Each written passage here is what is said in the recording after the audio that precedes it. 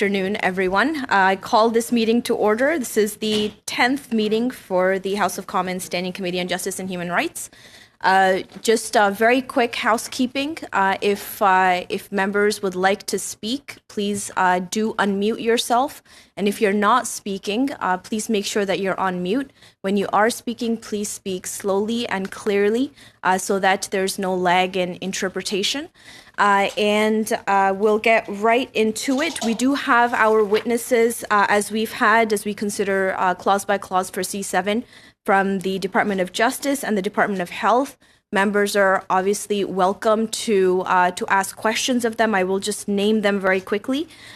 We have Carol Morency, Joanne Kleinberg, Caroline Quesnel. Those are from the Department of Justice. And then from the Department of Health, we have Abby Hoffman, Sharon Harper, and Karen Cush. And just actually very quickly before we go into Bill C7, there was the clause by clause. There was a question that the clerk had asked me with respect to Mr. Cooper's motion to allow for briefs past the November 12th deadline. So I'm seeking clarity from members as to when we should stop receiving briefs, because right now we don't have an end date. Mr. Cooper, if you'd like to speak to that. Madam Chair, I think we should continue to accept briefs until these hearings conclude. Okay, thank you. That was the direction I needed. Are there any members that wanted to say something? Sorry, I don't have access to the participant list yet. Just give me a second.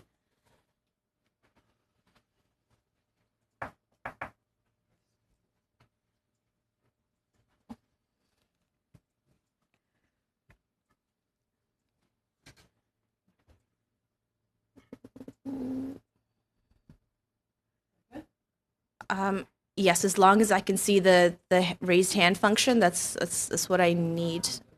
And obviously, I want to see the members' faces too.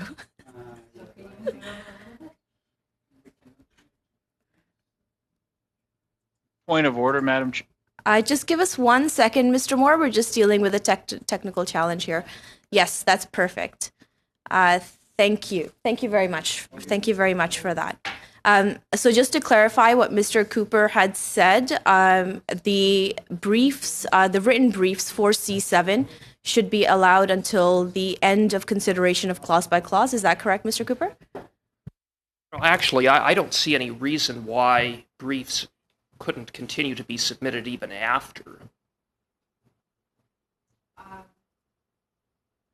Okay. Does anybody have any? I guess I don't know that I have a specific date, other than to say that we should continue to allow briefs to be submitted to the committee for our benefit. And I don't know that even after clause by clause, if it's going back to the House, if there would be any prejudice and why would there be any issue with briefs continuing to be submitted for members to reference? So specifically, the briefs that we're talking about are in reference to Bill C7. Right. And once a brief is submitted to the clerk, there's a whole process of translation that also has to happen.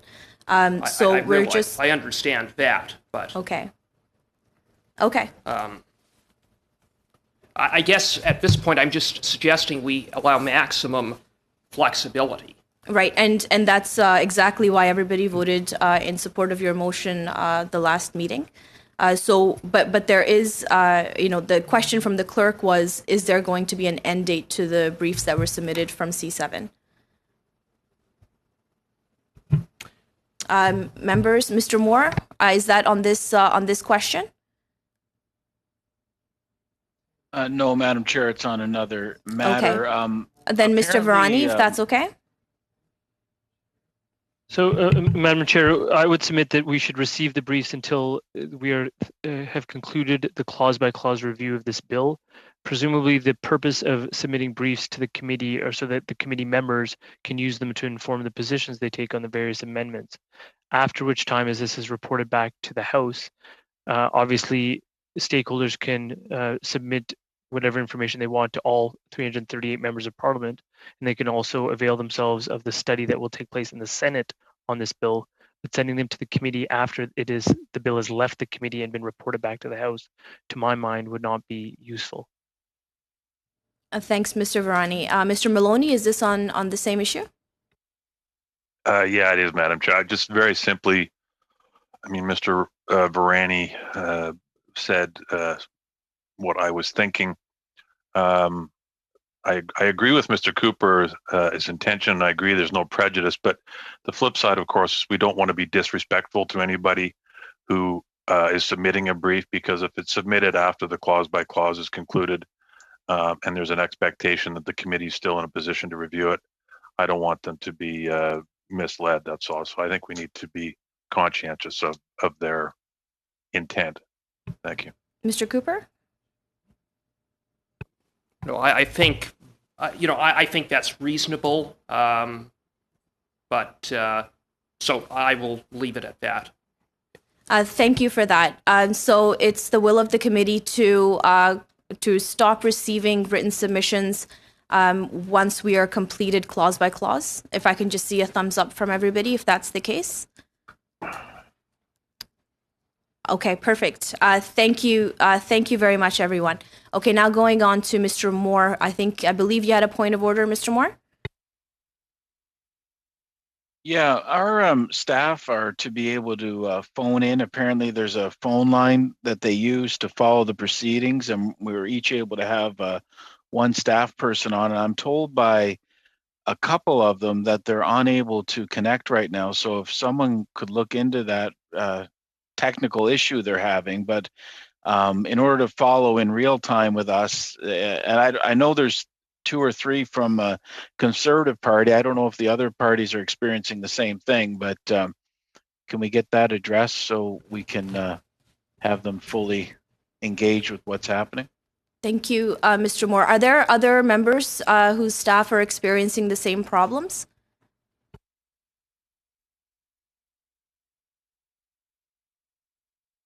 My staff also says the line is dead, Madam Chair. So the IT are looking into it right now.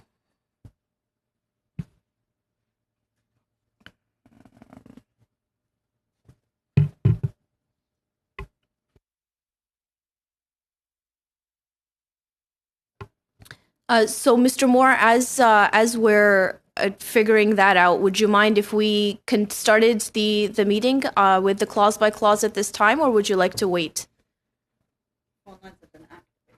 So the phone lines have been activated. If you just want to have them try again. It's working now. Yep. Perfect. Thank you very much for raising that, Mr. Moore. Mr. Virani, is that on this point of order? That's a leftover hand raise. I apologize. Not a problem.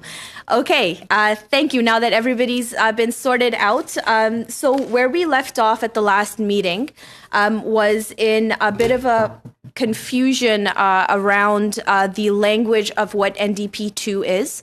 My understanding is that at around 5 o'clock today, there was revised language that was submitted.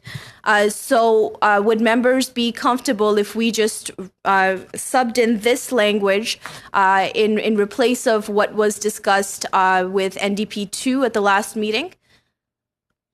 Mr. Lewis? Well, thank you, Madam Chair. I'm just curious. So, notwithstanding the fact that it is NDP2, and I respect that, but I guess where I'm curious is because it now becomes a Liberal amendment to it, is it still an NDP amendment to C7, or is it a Liberal NDP amended to C7, or is it a Liberal amendment to C7? Now, my understanding is that because the original amendment was moved by Mr. Garrison, and what had happened at the last meeting was that there were some friendly amendments that Mr. Virani had attempted to provide, and then there was some confusion that was caused with respect to the language of the friendly amendments. This is what the friendly amendments now look like. So what I'm asking the committee members is, let's just use this language to continue the debate on NDP2, and I believe all members have it in front of them.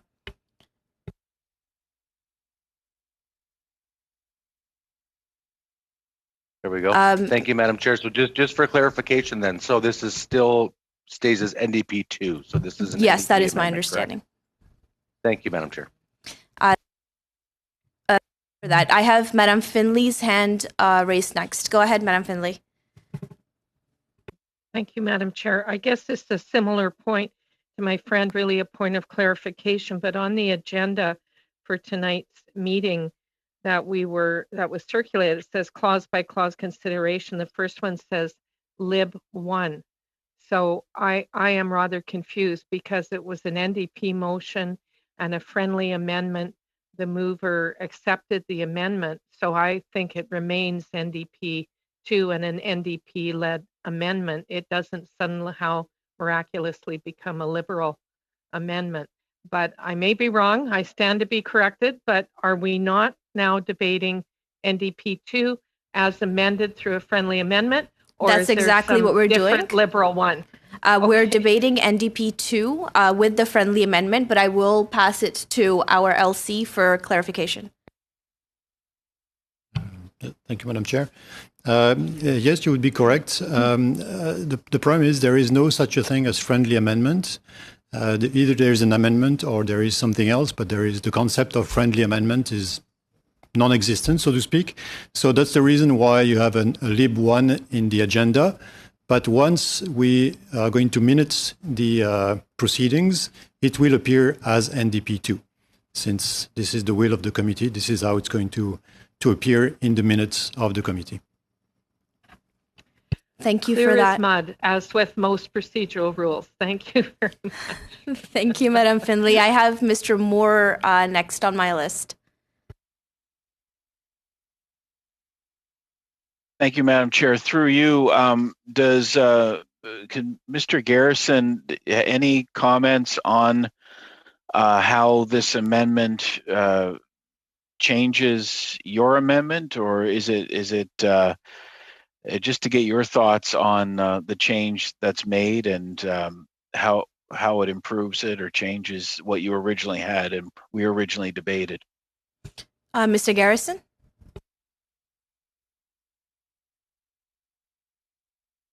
Thank you very much, Madam Chair. The wording is, I believe, clearer than what I originally submitted in the sense that it is more specific about who must consult whom and who must inform who of the consultation. So really, it's the original intention of my amendment came at the request of the MAID assessors and providers who felt the new provision for Track 2 was somewhat unclear about the process of consulting those with extra expertise. So the new wording achieves exactly the same goal, and on reflection, I think it does so in a way that is going to be easier for those who work with the Act to work with. Thank you, Mr. Garrison. Mr. Virani?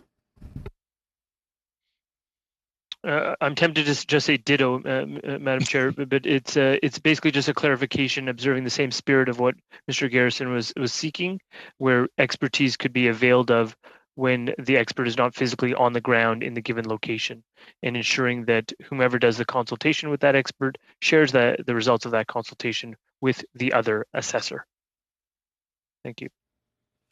Thank you for that, Mr. Virani. I don't have any more hands raised for further debate on NDP 2, so I will call the question for voting. Madam Clerk, if we can record the vote, please, for should NDP 2 carry.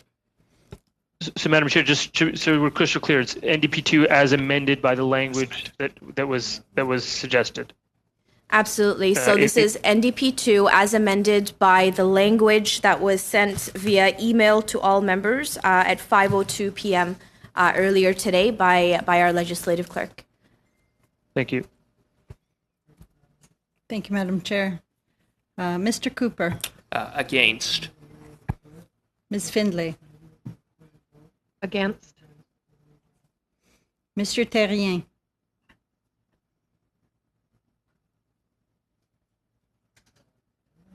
Mr. Terrien? Thériault. Je suis pour. Mr. Garrison. In favor? Mr. Kellaway, I vote yes. Mr. Lewis, I vote against. Mr. Maloney, In favor? Mr. Moore, Opposed? Mr. Sanga,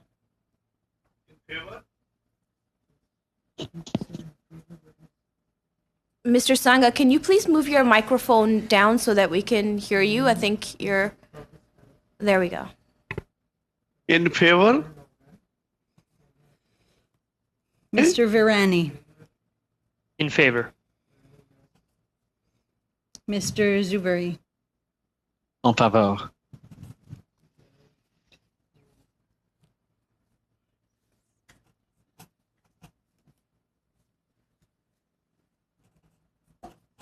Yeas pour 7, nays contre 4. Thank you, Madam Clerk. So NDP 2 as amended carries. Now moving on to PV 2. Thank you, Madam Chair. This amendment was adopted from a request made by Inclusion Canada and supported and sent to me by Graham Morey, the Executive Director of the Nanaimo Association of Community Living. I also met with Inclusion BC and several local self-advocates who support this amendment. This amendment is a minor change to the safeguards for death, natural death not foreseeable. It says that it calls to ensure that the person has been informed of the means available to relieve their suffering, including, where appropriate, counseling services, mental health and disability support services, community services, and palliative care, and have had consultation with relevant professionals who provide those services or that care. I have years of experience working with the diverse abilities community through skills training and employment programs with youth with barriers to employment and people with disabilities. And as part of that work, I connected people with all of the services that are listed above, except palliative care. I was able to make those connections and arrange appointments within a matter of weeks. And given that there is a 90-day period under the safeguard provisions for natural death not foreseeable, I believe there is plenty of time for people to seek out and receive these consultations, and that this is not a barrier to people accessing MAID. If the consultations listed specialists, then I could see how this would be a barrier, because unfortunately it takes much longer to see a specialist in this country. I think this is a very reasonable amendment that will give the disability community more confidence in the MAID process. And I think that it's important that this community is heard, feels heard and respected. And I personally believe that there are adequate safeguards built into this legislation, but I would like the bill to be clear for people with disabilities in the disability concern community, so that their concerns are heard. Thank you. Thank you, Mr. Manley. Mr. Kellaway, I have you next on my list. Thank you, Madam Chair, and I want to take this opportunity to welcome MP Manley to the committee and appreciate his voice and his viewpoints and his terms of reference as just stated. I respectfully oppose this amendment. The bill, as currently written, ensures that individuals are offered consultations with relevant professionals for appropriate services. Now, while at the same time respecting the autonomy of patients to decide whether or not to pursue advice or information or services that may be suggested or offered to them. In addition, Madam Chair, the bill requires that they be informed of the means available to relieve their suffering, that they give serious consideration to those means, and that they be offered consultations with professionals who provide that care. Now, the proposed amendment would force competent persons whose death is not reasonably foreseeable to undertake every consultation proposed to them in order to be eligible for MAID. And so for those reasons, I respectfully oppose the amendment. Thank you. Thank you, Mr. Kellaway. Mr. Virani, I have you next. I'm sorry, Madam Chair. I believe I believe that was from the previous round. I tried to lower my hand. I apologize. Okay, well, in that case, Madam Finley? Sorry, I'm just trying to get my views right here. Okay, I just, I'm hearing what our colleague MP Manley has to say, and we've certainly heard a lot of testimony here in this committee from persons with disabilities, advocacy groups for those persons in Canada. They have a lot of concerns about the expansion of this legislation as proposed by the Liberals. And so far, every amendment that we've tried to propose to either further protect persons with disabilities or give them some comfort level has been defeated by the Liberals and NDP votes specifically. And it seems to me that this is a very reasonable addition. It's a clarifying addition. It's an amendment that I feel I could support. I think that Mr. Manley's comments about the timeliness that he has experienced with being able to connect people with further and other support services and consultations. This isn't a high onus. It's not making, it doesn't change the effect of this legislation and what the Liberal government is proposing here, but it does give a comfort level. It is the reality on the ground. You know, in question period today, Minister Lametti once again said that in response to a question, he said to the effect that, you know, by the time people make this decision, you know, there is no doubt in their minds. They've gone through many, whatever it is they need to go through to process all of this, and it's just kind of a done deal. And yet we've heard testimony about transient suicidal ideation. We've heard testimony, and actually there's reports, which I've referenced before, about people in fact changing their minds. Everyone is different. And if we're really believing in individual autonomy, then it seems to me that we should make it very clear that people would have the opportunity and be encouraged to the extent it makes sense in that particular case to consult with others to get all the support services they need. They're the ones driving this agenda. The individual is. They would know if they want to seek that. They would know if they feel they would get comfort out of that. They may have already made up their minds, but just have a little doubt and they just want to talk it out with someone else. I mean, there's so many different scenarios that could be played out. And it seems to me this is a thoughtful suggestion in this amendment. When you hear that groups such as Inclusion Canada are good with this wording, perhaps even supported Mr. Manley in bringing that wording forward, then that's very persuasive to me, given the testimony we've heard. I don't frankly think it's a great idea for legislators to put forward legislation that virtually ignores a very important segment of our Canadian society, which is persons with disabilities, who have made it very clear they're reaching out to us and saying, please, you know, please don't make us different than everyone else. Make amendments here and improve this legislation that in a way that makes us at least more comfortable, and so that we don't feel like we're being isolated or segmented out.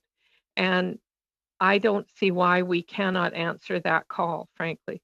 So just with those comments, I'm supportive of this amendment. Thank you. Thank you, Madam Findlay. I have Mr. Moore and then Mr. Cooper. Go ahead, Mr. Moore.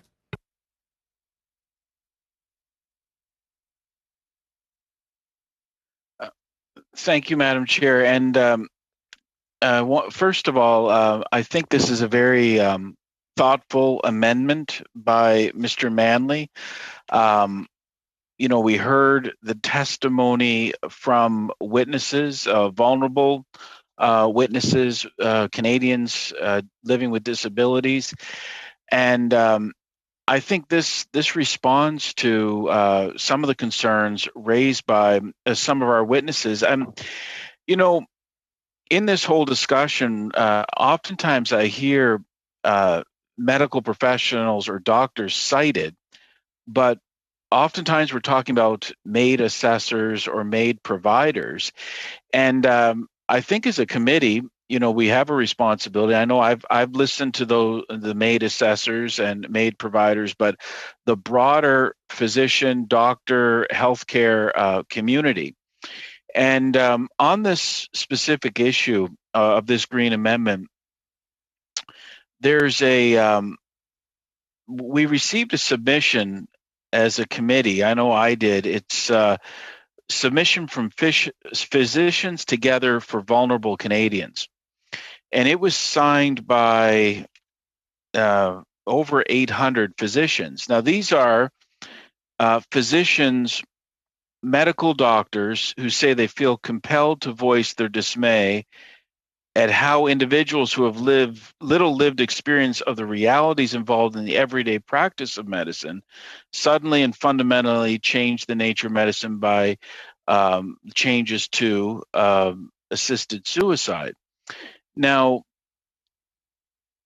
they specifically on this, and I want to hone in on this, the authors of Bill C-7, they say, consider it sufficient to offer patients information about other possible means to alleviate their suffering. There is no requirement that the service be available to the patient. And how many times did we hear that? In the limited testimony we had on this bill, I heard over and over from persons with disabilities that, and for others that have concerns with this bill, that it's not a true choice between assisted death and other options if those other options aren't available.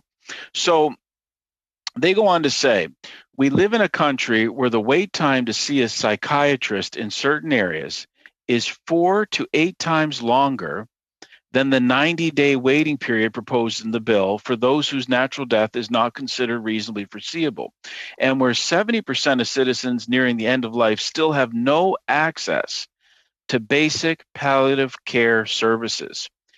Yet MAID has been deemed an essential service under the Canada Health Act, and palliative care has not. This bill creates the conditions for cheap and easy death through euthanasia or assisted suicide. This is not the medicine that we have devoted our lives to practicing. Our intent is to heal and to alleviate suffering.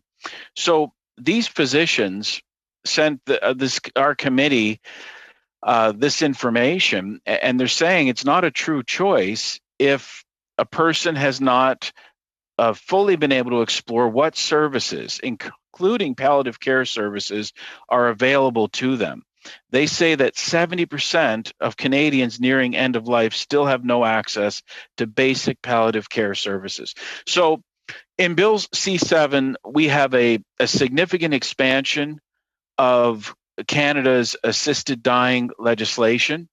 And my goal in this is to listen to the testimony from witnesses, and that we as a committee do everything in our power to protect vulnerable Canadians, protect Canadians that are at a low point in their life, and protect Canadians' basic and fundamental rights. And to make sure that when a decision is made that involves assisted dying, that it's made with all the best available information. And if a person has not been able to avail themselves, a person dealing with end-of-life issues has not been able to avail themselves with a consultation with a palliative care doctor, then how are they supposed to make this decision? And this is the point that these physicians, over 800 of them, have made to our committee. So it's for those reasons and others that I think this particular amendment is bang on. I think it is a further safeguard. I don't think it's too onerous at all, and I think that these remember are cases where death is not reasonably foreseeable. So we want to make sure people have been able to avail themselves, Canadians, of all possible options. So it's for those reasons that I'm happy to support this Green Amendment for Mr. Manley. Thank you, Mr. Moore. Mr. Cooper, you're up next. Thank you very much, Madam Chair, and I too would like to express my support for Mr. Manley's amendment. I believe that it is very reasonable and in some respects a modest amendment. We had heard over and over again from witnesses, particularly those representing persons with disabilities, the inadequacy of the provision in the context of where death is not reasonably foreseeable to merely inform a patient of alternatives. To merely inform a patient without requiring them to seek any alternatives or without any guarantee of seeing that they have access to those alternatives puts vulnerable people at risk. Vulnerable people who are often in their most vulnerable state upon making a request for medical assistance in dying. And I would note that, the minister who has often said that, and others have said, that when someone makes a request for medical assistance in dying, they have long thought through the process, and it's therefore somehow important that it be expedited, which I don't quite understand. But when we're speaking about where death is not reasonably foreseeable, it opens the door to persons who might have had an accident or had a traumatic event or a diagnosis that causes them to have their life literally turned upside down. And we heard evidence of suicidal ideation, particularly in circumstances where people have bad news or where they are experiencing significant pain and suffering without having an opportunity to identify or determine what possible treatments that might be available to them.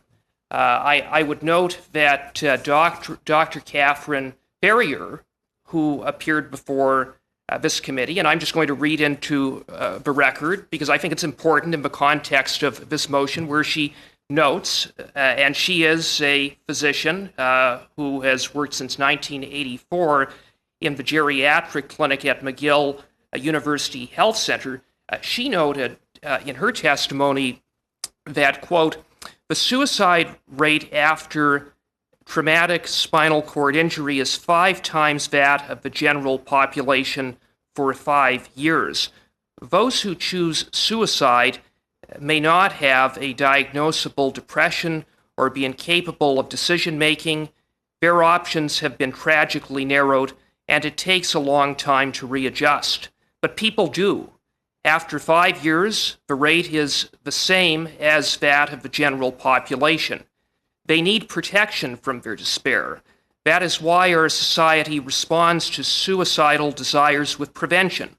That is why it makes no sense to allow MAID after 90 days for people who are not near the end of life, closed quote. So she objects to the 90-day period, but and one can debate that, and I too don't agree with the 90-day period, but with respect to Mr. Manley's amendment, the fact that she cites one example, there are many other examples of people who suffer from a disease or illness who have much higher suicide rates until a period of time when they can adjust. And it speaks, therefore, to the importance of the amendment to not just provide information, but to see that they can actually get appropriate consultations.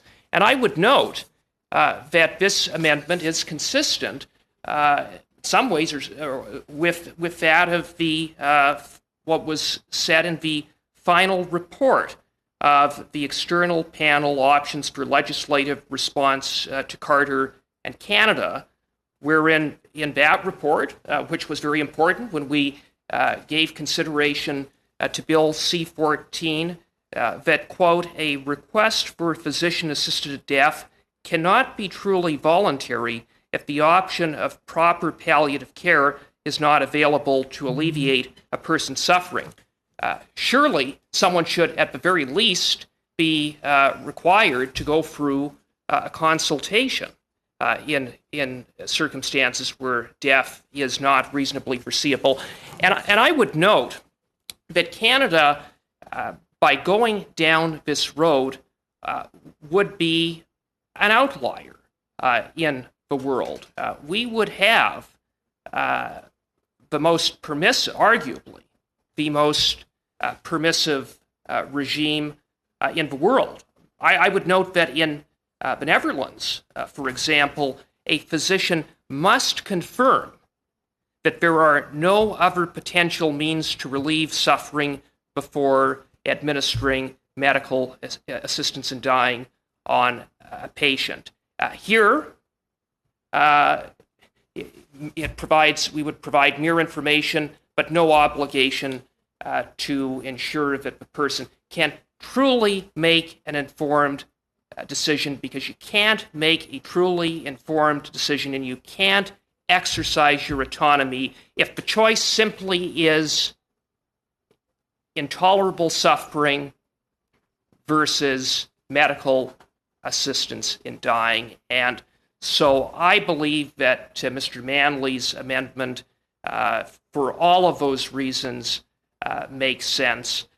And I will say that I find it troubling that when we have heard from 72 national organizations representing persons with disabilities, the rights of persons with disabilities, when we have heard concerns expressed by the UN Special Rapporteur for the Rights of Persons with Disabilities, when we have heard questions asked about Canada's compliance with its international obligations under the Convention on the Rights of Persons with Disabilities, including Article 10, that the members on the government side have given short shrift to all of those concerns. Mr. Cooper, let's talk about the amendment, please. And I would just hope that taking into account those concerns,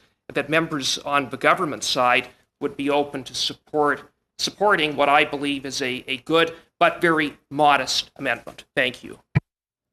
Thank you, Mr. Cooper. I do have Mr. Manley, if you wanted to respond to some of the concerns or issues that have been raised. Briefly, sir, please go ahead. Oh, I was just going to say that many of the things that are listed here, it says where appropriate. So these aren't services that everybody will need to access. So it says where appropriate, counseling services, mental health and disability support services, community services, and palliative care. And I think that many people will have already sought out some of these things before they seek medical assisted death. And so, those, I don't want to take away somebody's agency to say that they don't, they don't want to have to seek mental health services or disability support. But I think that many people seek these things out already. But we want to make sure that for people in the disability community that they have actually had this opportunity to get those consultations and see what supports are available to them. In my work, I have had youth who were threatening suicide, and they were, at their wits' end because they weren't getting the services and the things that they needed. And it just took some patience and some time to work with them and to work within the community to ensure that they had access to the things that they needed so that they could thrive in the community. So that's all I would have to add. Thank you. Thank you, Mr. Manley. I have Mr. Lewis next on the list. Go ahead, Mr. Lewis. Thank you, Madam Chair. certainly appreciate the opportunity to speak this tonight. I'm just point of clarification with regard to Mr. Cooper. I thought Mr. Cooper actually was very much speaking to the amendment. So I'm just wondering what the rules of engagement are. So because I have quite a bit to say on this as well. And I guess I'm asking to yourself, Madam Chair, as long as I'm speaking to the amendment, I'm fine to continue on, correct? Absolutely. We're talking about relevance, and specifically what the amendment does and how it would impact Bill C7 as is all clause by clause. Excellent. Well, thank you very much, Madam Chair. I appreciate that that information. As I've noted earlier on, the speed at which Bill C7 is being pushed through has been quite distressing, to say the least. It has left very little time for consultation with the proper groups. Medical professionals and groups advocating for vulnerable Canadians have been excluded from the consultation process. But thankfully tonight we did get through that allowed briefs to come forward. So I think that's a fantastic step forward for this committee. It's always been common practice in other nations with laws that allow euthanasia that it is treated as a last resort, not as an initial treatment option. The typical requirement in these nations is that the standard of care must be applied before it is offered. This has been a point raised by many doctors and other healthcare professionals across the country as they voice their concerns over how this bill puts vulnerable groups in our country at risk. I'm grateful that our colleagues in the Green Party for this valuable amendment that could very well save lives. The amendment opposes to change the wording in section 3.1, subsection G. This would require that those whose death is not reasonably foreseeable go through consultations with professionals who have relevant experience in the care and services for those with similar diagnosis or condition. It is of the utmost importance that patients are also given this consultation by the proper professionals. These professionals must be individuals who currently provide the service or care that is applicable to what the patient's diagnosis or injury would require.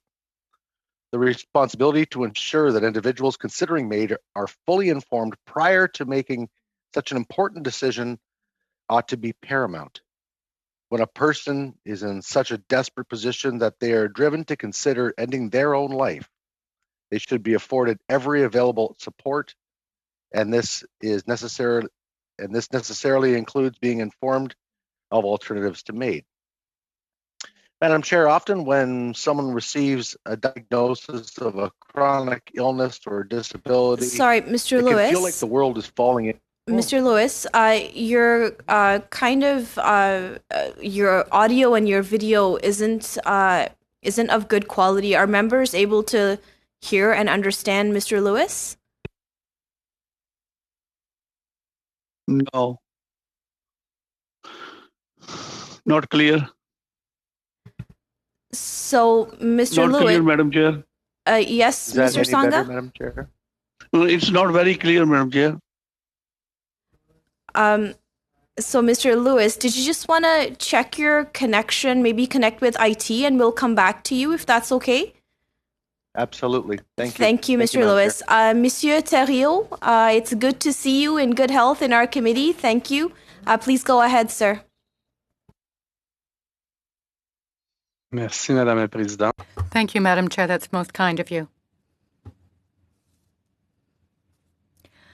I'm so sorry, but I must state my disagreement with some of the interventions, even though they are very relevant, given that the premises of my colleagues seem to be based on something somewhat as this.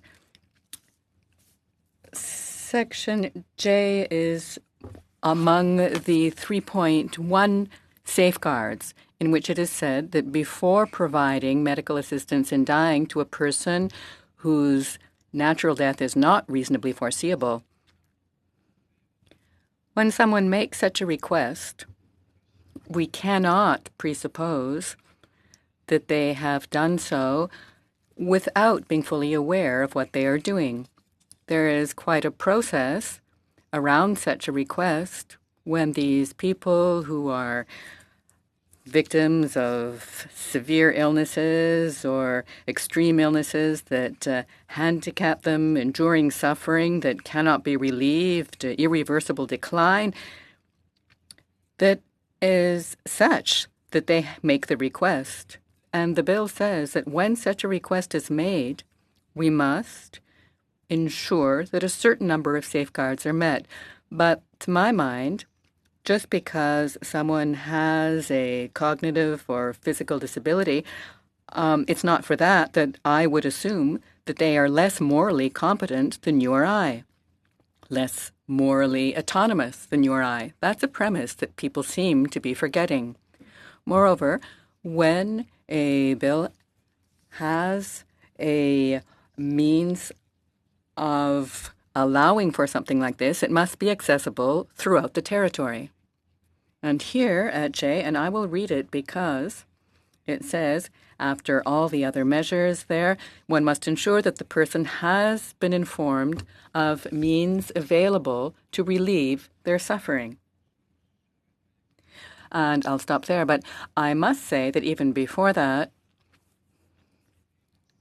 there has been some measure of the irreversible decline that they're subject to in their situation, and we've been discussing that because that is the main issue, the advanced state of irreversible decline, enduring suffering, that has already been verified by the healthcare professionals.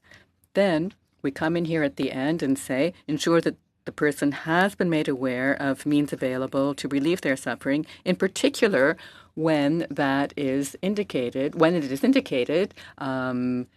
palliative care, consultations with professionals who have relevant experience provide these services, palliative care, hospice care, community care, and that they are offered consultations with these professionals able to offer these care and service. So Mr. Manley would like us to say that after having listed all these services to be offered, that this person will have consulted professionals who have relevant experience. Now, Madam Chair, this is surely an obligation. Isn't that the case? An obligation to consult? Must they consult only one of these professional services? Is it each one of them? Mr. Manley mentioned hospice care, but we have a list here of more than hospice care and palliative services. And given the context, it's as though the person at the very end of their process, after I must take it that they have been acting freely, no one has pushed them to do this, and they're fully competent and aware of what they have done, and then at the end we're telling them, oh well, we're going to check these extra safeguards, and that's been done, and then we say, oh, by the way, you could consult these professionals. When you have a case of suicide, well, that is an irreversible state, of course. And we mustn't be mixing things up here, confusing suicide with a request for medical assistance in dying. The state, the handicap, the deficiency, the decline, the handicap is always a social one, is once again a social one. I once again have difficulty speaking openly about handicapped people and saying, well, that is a handicapped person. I don't like pointing to them and saying they're handicapped. We handicap them. They are actually as competent and as morally, ethically independent as you and I are. And here we would have a criminal code requiring that they consult over and beyond what we would do, as though we are assuming that their decision has not already benefited from full consultation organized by themselves. It seems to me that this is a paternalistic approach, and it does not respect the court decisions in Carter and in Baudouin, and this is why I am not in agreement with this. Thank you, Mr. Thériault. Raised for response to any of the comments you've heard since your last intervention? Yeah, thank you, Madam Chair. It's interesting to hear people, different members giving their opinion. I suppose we're all entitled to our opinions. I would hope all of our opinions are informed opinions. And when we're talking about palliative care, which this amendment does, I think it's important to listen to what palliative care doctors have to say. And we received a submission, or at least I did, I'm assuming other members did, from the Canadian Society of Palliative Care Physicians. And I just want to draw the members' attention to one of their significant points. It's their first point. They gave our committee several recommendations, and their recommendations help inform, I think, a number of the amendments that we're going to deal with. But particular on this amendment, their point is that time is often necessary to carefully assess an illness, proper diagnosis, impeccable symptom management, appropriate monitoring of treatment interventions that can provide a benefit to the person facing a new illness or situation.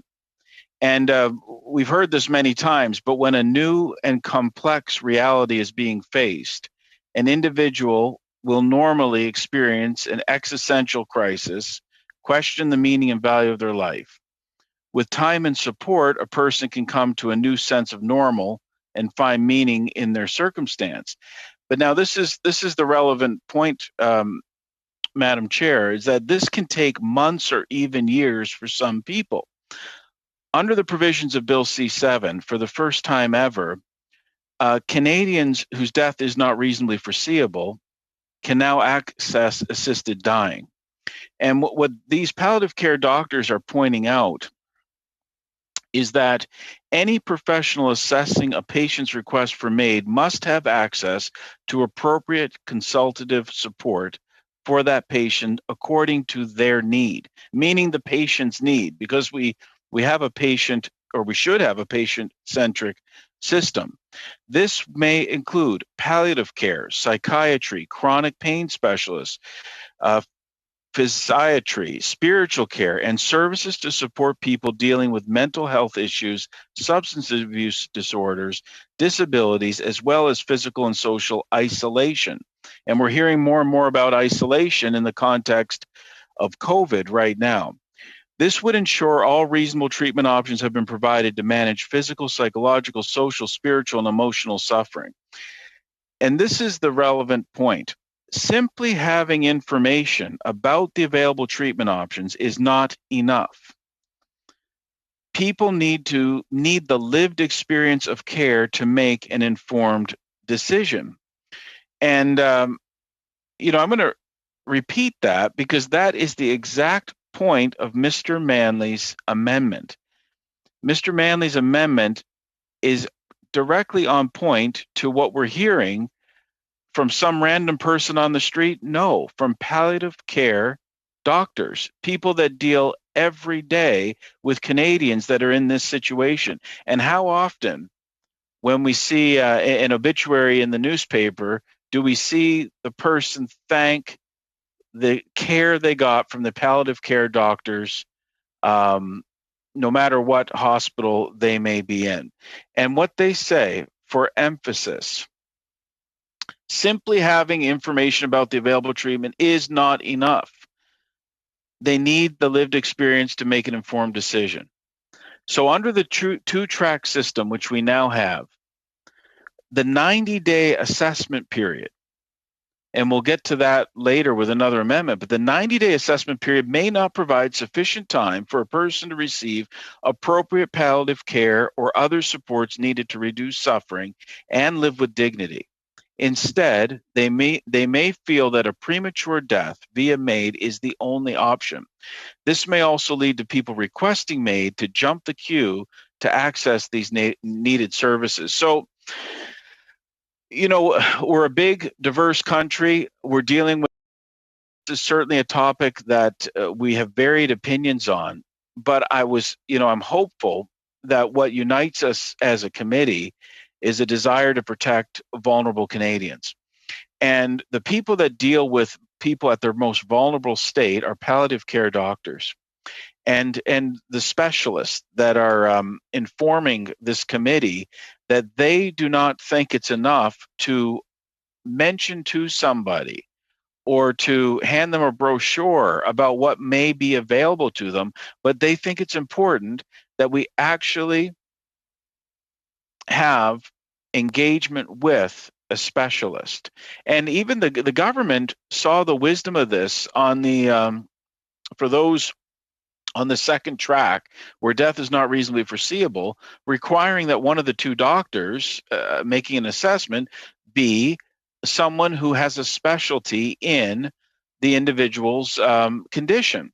Well, when a person's nearing an end of life situation, or when a person's looking for what options they have, having that consultation with a palliative care specialist so they can tell the individual what services can be offered, not in a real consultation. We're talking about life and death, and we heard it over and over. It's not a true choice unless the patient is informed in a full of all of their options. Thank you. I don't want to see my constituents or any of our constituents, any Canadians, in a situation where they're choosing assisted death because of a lack of information and consultation on the options that they have. And that is why, again, Madam Chair, I thought it was important to mention when we're talking about palliative care issues, that what the palliative care doctors are saying. And what they're saying is that we should all, around this table, we should all be supporting this amendment. And that's why I'm pleased to support it. Thank you, Madam Chair. Mm-hmm. Yeah, of course. Thank you, Mr. Moore. Now, I'll just remind members, as we're continuing the important debate, as you speak to amendments, it really doesn't make sense to keep making the same arguments. And I really do appreciate, Mr. Moore, that you are quite, adamant and quite eloquent, actually, in voicing your opinion and your concerns. But I would hope that everything is on the record and then we can move things along. Mr. Lewis, anything to add based on what you'd said before? First, first and foremost, Madam Chair, my apologies to not only to the chair but to the committee. I apologize for my IT issues, and I really want to thank the IT department for helping me through this. So, with many thanks, I hope that my connection is a little bit better now, if nothing else. And I've got actually quite a bit I would add to this. I do realize that one of the things I was going to speak to was Dr. Catherine Ferrier, but of course my colleague Mr. Cooper has already spoke to that. So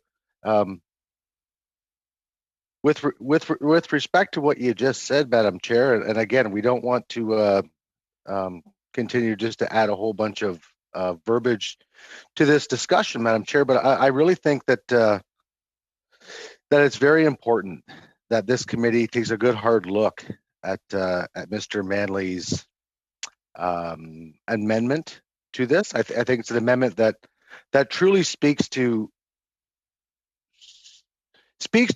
protection of all Canadians. And I guess additionally, this amendment will aid in the prevention of abuse and malpractice, which ought to be a central concern, especially when dealing with individuals whose mental and or physical states are especially fragile and vulnerable. There will always be the risk of coercion, undue pressure, and things of this nature. However, this legislation should mitigate the risk as much as possible, ensuring that every patient is informed of all available alternatives, including receiving counseling regarding the continued management of their condition with ongoing treatment or therapeutic measures should be seen as a basic and fundamental prerequisite for the consideration of the procedure to end one's life. So, Madam Chair, I would just again ask respectfully that this committee gives a really good hard look at supporting this amendment. I think it's a great amendment. And again, I apologize to the chair and to the committee for my IT issues here, and I will certainly have more to say on further amendments. Thank you, Madam Chair. Thank you, Mr. Lewis, and I'm glad that your IT problems have been resolved. Good to have you back. Mr. Cooper, I have you next on the list. you, Madam Chair. And in my previous comments, I made general reference to the UN Convention on the Rights of Persons with Disabilities. What I would add to that is that Mr. Manley's amendment, I think, clearly falls in line with the purported intent of the legislation, inasmuch as the preamble of the legislation provides that Canada, first of all, is a state party to the UN Convention on the Rights of Persons with Disabilities, and, as the preamble states, quote, recognizes its obligations under it, including with respect to the right to life, close quote. So if the bill actually does what the preamble states as the intent of the bill, then it is imperative that Mr. Manley's amendment do pass. I would note Article 10 of the Convention. What is Article 10 of the Convention? Well, Article 10 very simply states, quote, state parties reaffirm that every human being has the inherent right to life and shall take all necessary measures to ensure its effective enjoyment by persons with disabilities on an equal basis with others. End of quote. The UN Special Rapporteur, again, speaking directly to the issue, that is Mr. Manley's response to... Point of order, Madam Chair. Yes, Mr. Maloney. I'm not a fan of interrupting, and I apologize to Mr. Cooper. But Mr. Cooper is raising points that could have been raised previously. I don't think that it's... I don't want to impede somebody's ability to get their points across, but I don't think that it's necessary that people do it on multiple times. If you've got something to say, I would suggest we do it the first time, and unless you have something in response to an opinion that was opposed to what you said earlier, I don't think it's appropriate that we just give somebody a second chance to prolong the discussion unnecessarily. Thank you for that, Mr. On that point of order, Madam Chair. Yes, go ahead, Mr. Moore. We can talk about appropriate all we want, but each member of Parliament who wishes to speak to these things, I'm sure you're going to let us know, Madam Chair, is entitled to do so, because that's the rules of how we conduct ourselves. And if someone in discussion, as happened with me, on other interventions on an amendment, makes a point that I wish to respond to, much in the same way that Mr. Maloney raised his point of order, and now I'm responding to it, we're able to do that as members of Parliament. We're able to speak to these amendments, and we're able, where this is the House of Commons, where members of Parliament give voice to the Canadians that we represent, and part of the rules of this place is that every member can speak as often as they wish to these amendments. And so far, from what I've heard, everything has been on point with the amendment that we're dealing with. So I just, on that point, wanted to respond. Thank you, Madam Chair. On the same point of order, Madam Chair. Go ahead, Mr. Virani. I think it's important that what we try and do in this context is that we actually try and have some precision in our commentary. And I think the point that Mr. Maloney is attempting to make is not an attempt to limit the debate. It's an attempt to ensure that people focus their commentary, and that if you're going to reply in a second go around, you do exactly that, respond to something new that you've heard. The entire context of the approximately 30 minutes we spent on this discussion, all of two people have raised opposition to the views of the Conservatives. That's Mr. Theriault and Mr. Kellaway. And I do not find that in the secondary submissions that are being made by multiple Conservative members, we're finding people responding to either comments made by either Mr. Kellaway or Mr. Theriault. So perhaps we could have some clarification, because I do think it is your role as chair, Madam Chair, to guide the debate in an efficient and appropriate manner so that we can move through these amendments out of respect for the people that are on this call, out of respect for the departmental witnesses, and out of respect for House staff. Thank you. Thank you, On that Mr. point of order, Virani. Madam Chair. Sorry, Mr. Moore, I have Madam Finley. Is that on the same point of order, Madam Finley? Yes, it is. Go ahead, Madam Chair. Finley. I actually find this offensive, these comments.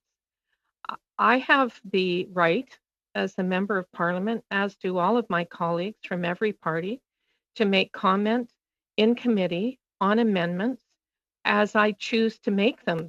I don't believe that any other member here has the right to tell me, well, I don't think what you're saying is succinct enough, MP Finley. I don't think what you're saying is the way I would say it. That I'm not aware of any such rules. My understanding is on the standing committee rules is that we have the opportunity to make comment on these amendments as we go forward, clause by clause. Sometimes our comments are just commentary. Sometimes they're hoping to persuade other members of the committee to see things the way we see them. That is our right. That is our right as parliamentarians, to make ourselves heard and to say, sometimes you make an intervention and maybe you think after the fact, oh, I should have mentioned that. Well, you have the right to put your hand back up and finish those thoughts. I am not aware that there is any rule that says that you, Madam Chair, or any other member of this committee can say that I only have the right to put my hand up again if I have something specifically as to some specific point, and that I must do it in a succinct way so that someone else on this committee decides how succinct I am. That is ridiculous. That is not the way committee is to proceed. That's not the way debate proceeds. And if we want to do this in an efficient but also effective manner, we should let people make their points on each amendment as they arise and to the extent they wish to. And otherwise we're going to be sitting here all night with me saying, I don't like the way that person said this, and I don't like the way that person said that, and I have a comment on whether I think they use the most efficient language. That is not sustainable, Madam Chair. Thank you. Thank you, Madam Finley. Mr. Moore, to that point of order. Well, I'm going to exercise my right to just simply say that I agree with everything MP Finley just said, and it doesn't bear repeating because it was so excellent, and she just made the point, and that her understanding of the rules is exactly correct. And in the time we've spent discussing this, we could have been discussing the amendment. So I hope there's no further interventions on this about the rights of members of parliament to speak to each and every one of these amendments, and to have a good discussion around the amendments and to make points that they've heard from witnesses about these amendments. So I just want to say that I agree with everything Madam Finley just said.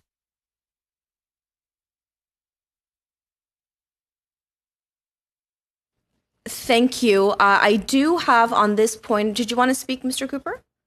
Well, I'll speak very briefly to simply say that I, first of all, agree with all of the comments of Mr. Moore and Ms. Findlay, and I think it's important that we have a thorough debate on amendments. This process has been completely rushed from start to finish. It's been, frankly, not of any disrespect to you, Madam Chair. To the point of order, Mr. Cooper. Well, okay, I will simply leave it at that, other than that my comments are very relevant to the amendment before us introduced by Mr. Manley.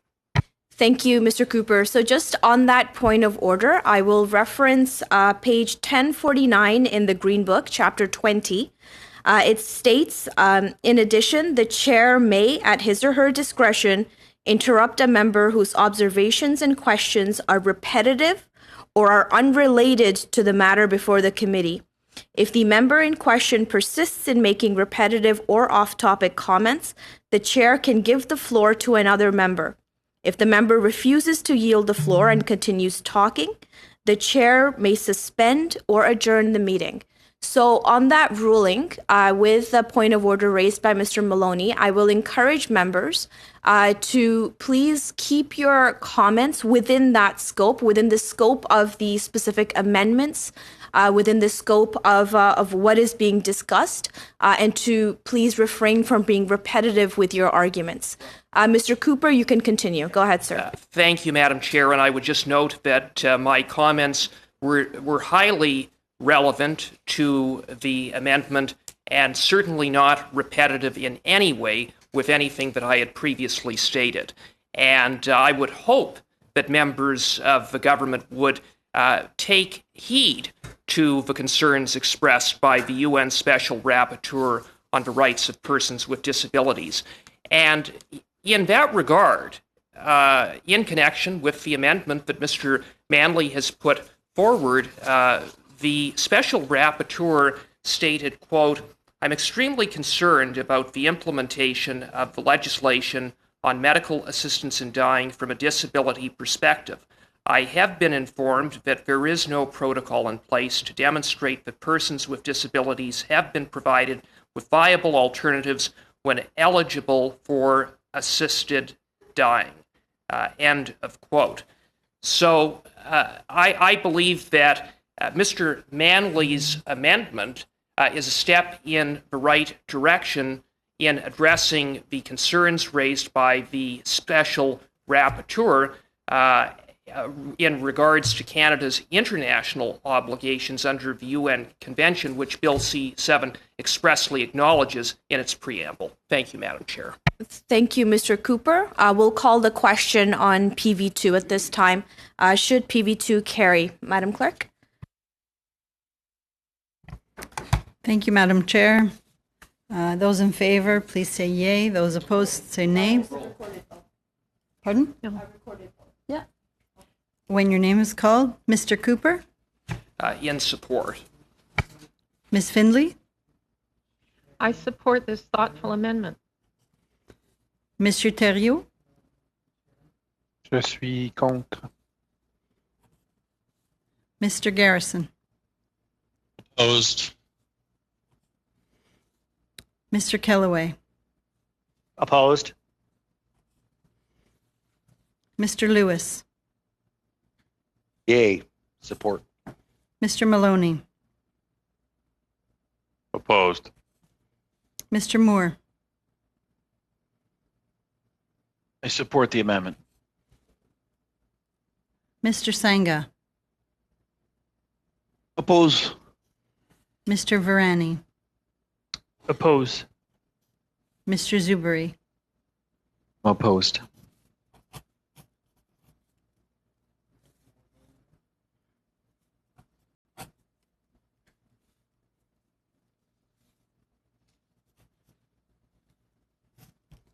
Yeas pour 4, nays contre 7.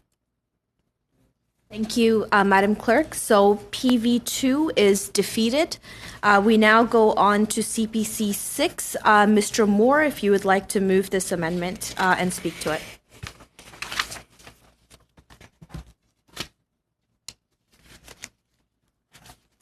Thank you, Madam Chair. I was just going to move it, but I'll speak to it then as well at your invitation. What CPC 6 does is it, well, to back up a little bit, as you know, in Bill C-7, we have 2 tracks, one where death is reasonably foreseeable, one where death is not reasonably foreseeable. We already dealt with the fact that we have not defined a reasonable foreseeability. So on the track where death is not reasonably foreseeable, there's a number of safeguards that are in place. Now, on the track where death is reasonably foreseeable, we know that the 10-day reflection period that Parliament included in Bill C-14 is being eliminated. But on the track where death is not reasonably foreseeable, the government has put in place a 90-day reflection period. And it's interesting that on one hand there's a reflection period being eliminated, and on the other hand there's a 90-day reflection period. Our amendment CPC 6 would ensure that rather than 90 days, there's 120 clear days between the day on which the first assessment under the subsection of whether a person meets the criteria set out, between that point and the point where they can receive medical assistance in dying. And in fact, it extends the reflection period when death is not reasonably foreseeable. So the basis for us proposing this is based on testimony that we've heard. All of us as members of parliament know that access to health care is an issue probably in all of our ridings and amongst all of our constituents. Particularly now with COVID, we're seeing even more delays in the system. So I had mentioned them before, but the Canadian Society of Palliative Care Physicians, they specifically point out that under the proposed two-track system, where death is not reasonably foreseeable, the 90-day assessment period may not provide sufficient time for a person to receive appropriate palliative care or other supports needed to reduce suffering and live with dignity. So we heard also from other physicians that are specialists. Like I know we've heard from MAID assessors quite a bit, but these are specialists that deal with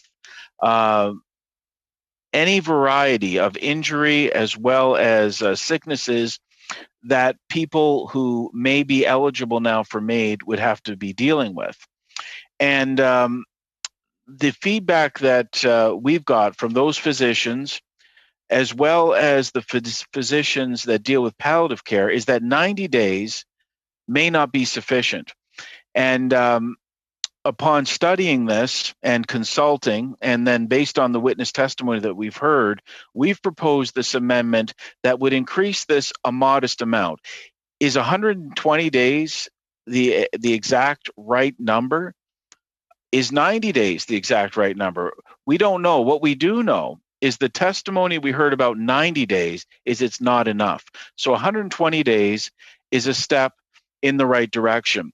So I've mentioned the physicians that deal with palliative care, but we also received a submission from Physicians Together for Vulnerable Canadians.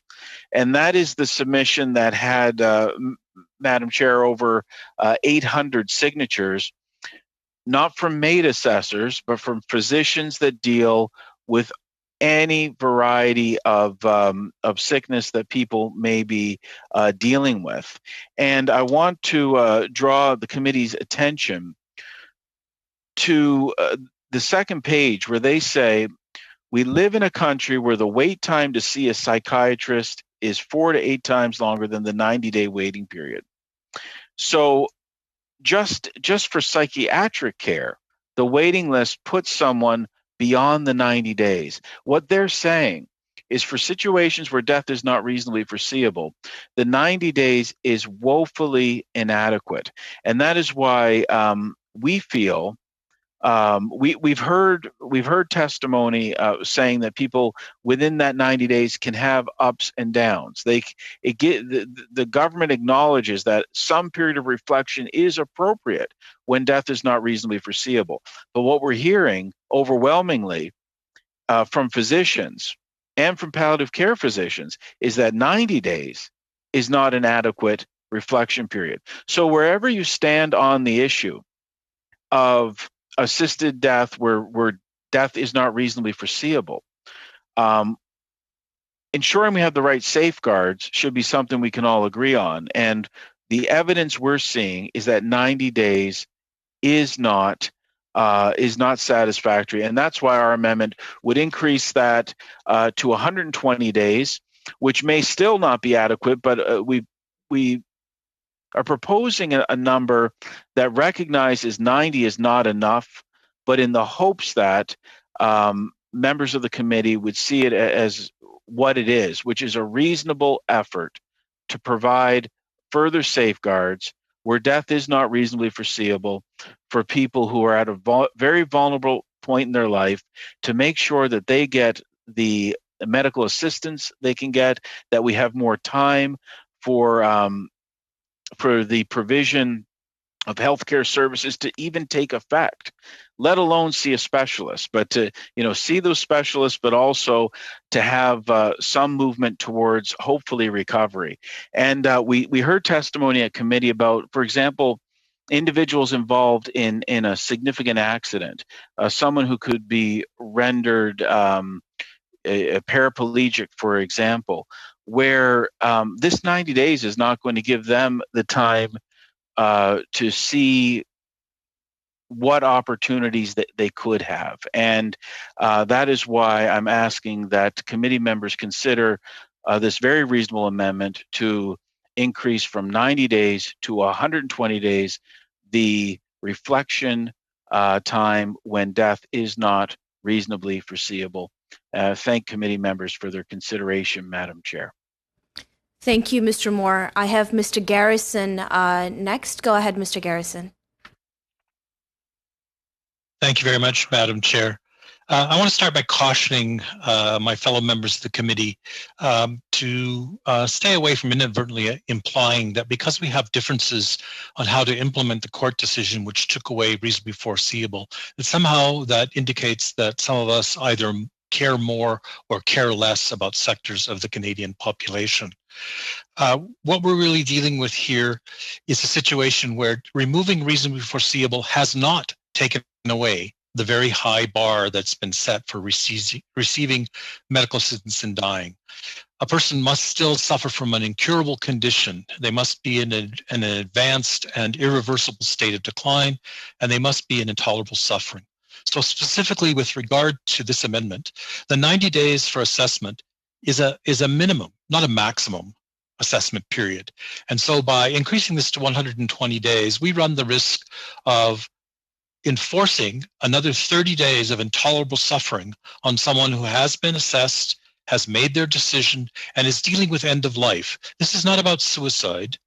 It never is about suicide. It's about people dealing with the hand they've been dealt by nature for whatever reason, and then trying to make sure that they have autonomy over their end of life. So I'm very much opposed to extending what is now a 90-day minimum for assessment to an arbitrary 120 days, since obviously the assessment could take longer and would take longer under the decision of both the individual and the professionals providing care if necessary. Thank you. Thank you, Mr. Garrison. Mr. Maloney, I have you next on the list. Go ahead, sir. Very, very briefly, Madam Chair, Mr. Garrison made virtually all the points I was going to make. The risk is on, and I appreciate Mr. Moore's comments, I do, and everybody has taken the time to inform themselves on this issue and on this piece of legislation. And what is required in this bill is to find a balance, and I believe that 90-day deadline does just that, because the risk is not in extending it. The risk is the other way around. And as Mr. Garrison has rightly pointed out, extending it could put somebody in further jeopardy depending on their condition. But if more time is needed, the risk is eliminated because a physician conducting the MAID assessment has the option to extend the assessment. So that risk is eliminated. So I agree completely with what Mr. Garrison said, and for that reason, I'm opposed to the amendment. Thank you. I have Mr. Lewis next on the list, and then Mr. Cooper. So, Mr. Lewis, go ahead. Well, thank you, Madam Chair. Certainly appreciate the opportunity to once again speak to this CPC amendment. Madam Chair, it's been yeah, this has been this has been something else. But anyways, I would like to speak to this amendment. So it's to extend the assessment period from 90 days to 120 days for those seeking medical assistance in dying, whose death is not reasonably foreseeable. The decision to receive medical assistance in dying is incredibly complex and utterly irreversible.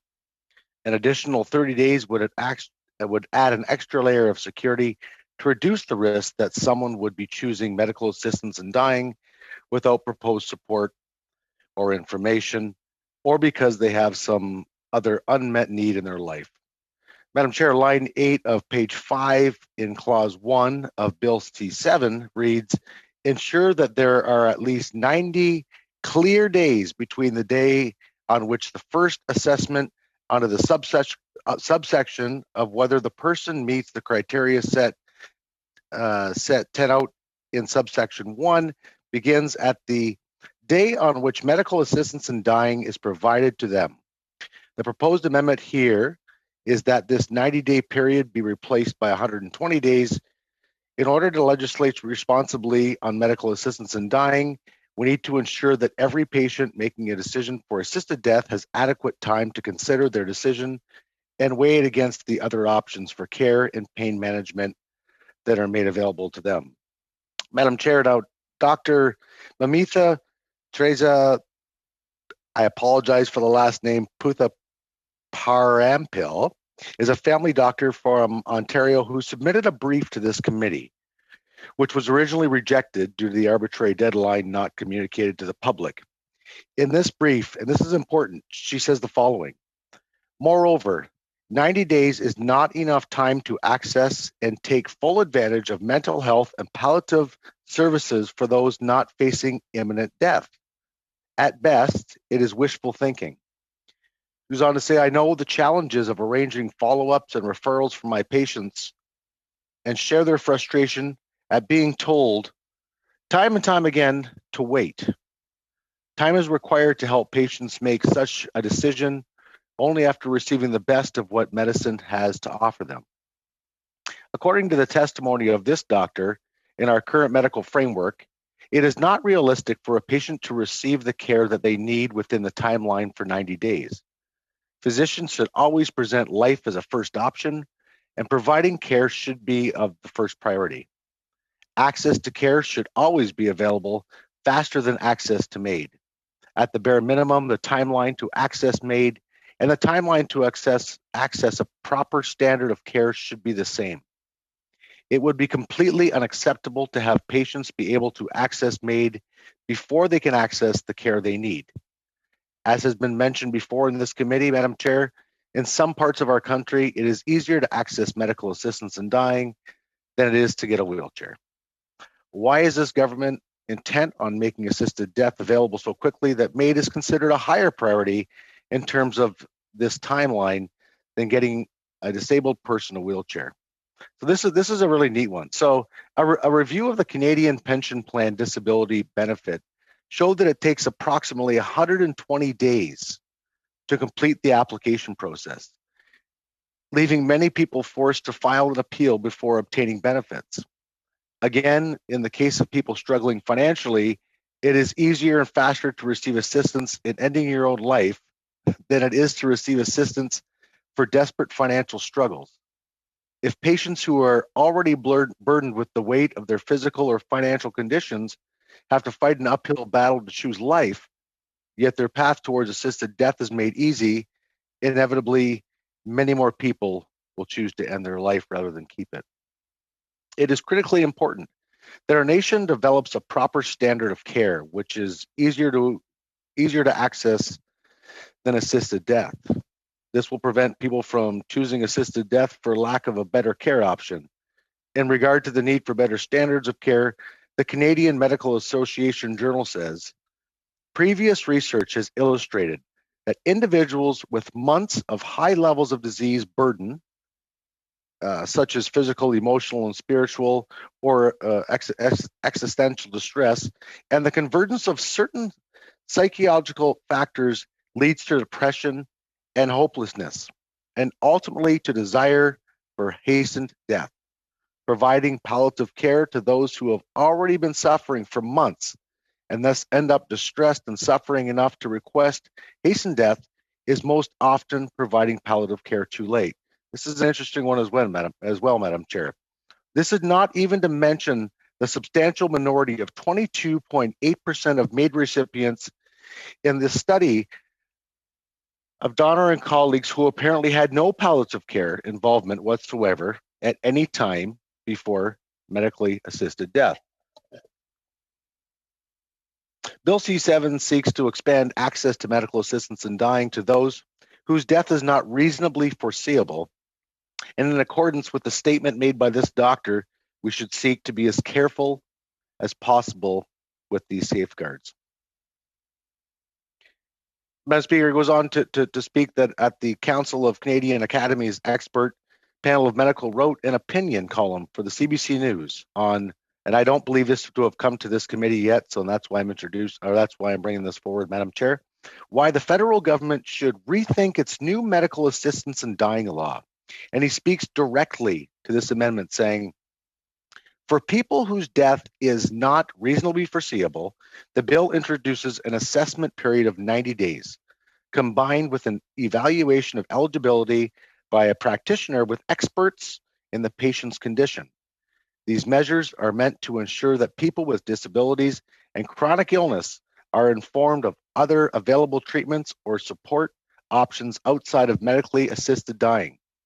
But unlike any other country in the world, the new bill fails to explicitly require that all reasonable options be made available and tried first before allowing physicians to end a patient's life.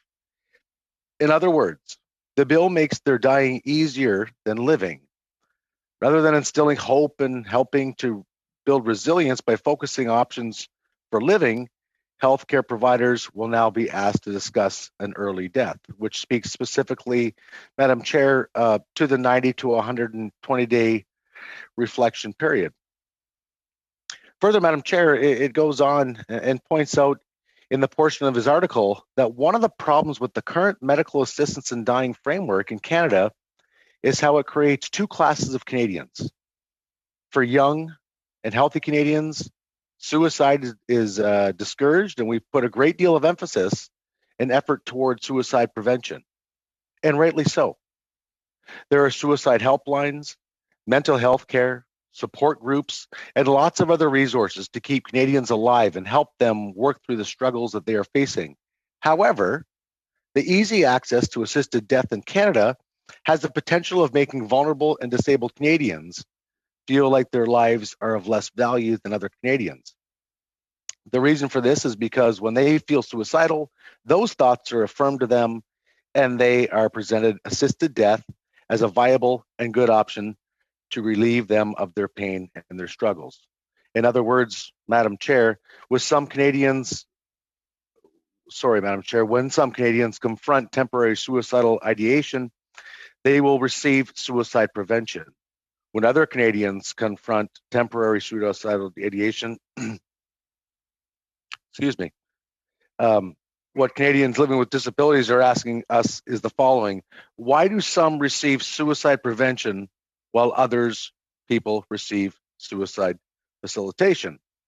Isn't that something communicated about the social and political view of the value of certain people's lives if they are in the category offered suicide facilitation?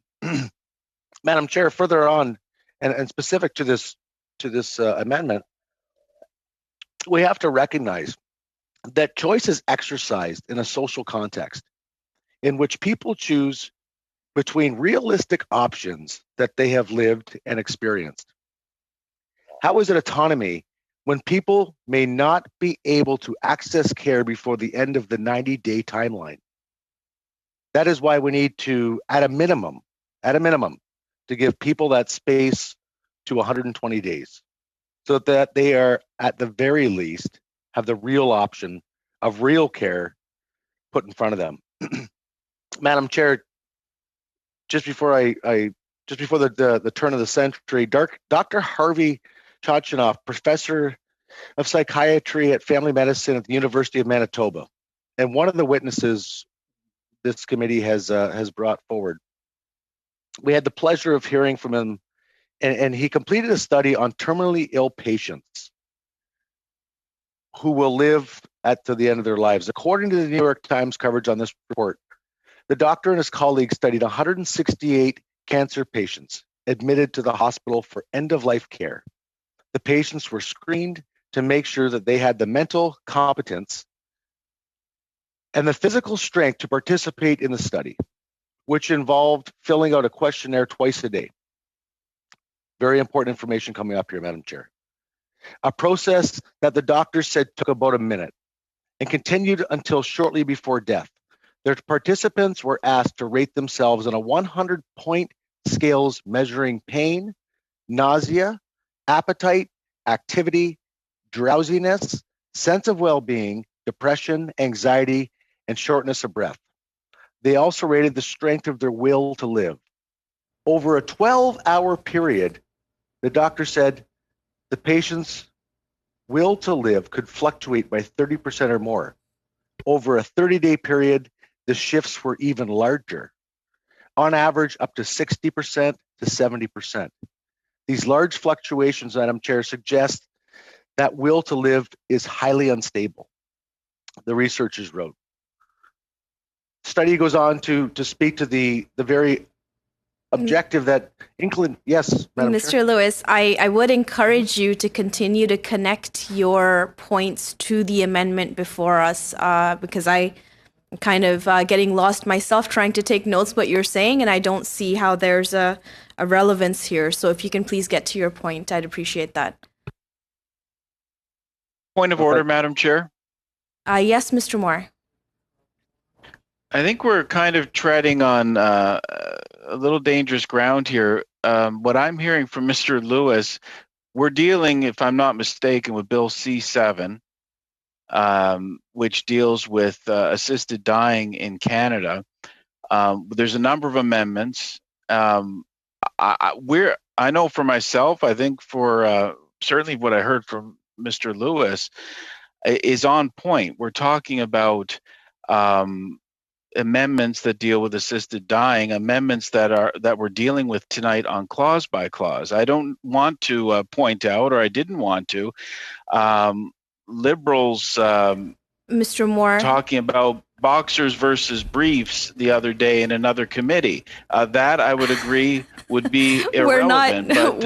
I completely understand and agree, Mr. Moore. And for example, when you were speaking to the specific amendment, you spoke about how you conferred with your colleagues. You spoke in using the terms "we" and "our," speaking for your colleagues. You specifically spoke about the intention behind this specific amendment, CPC 6.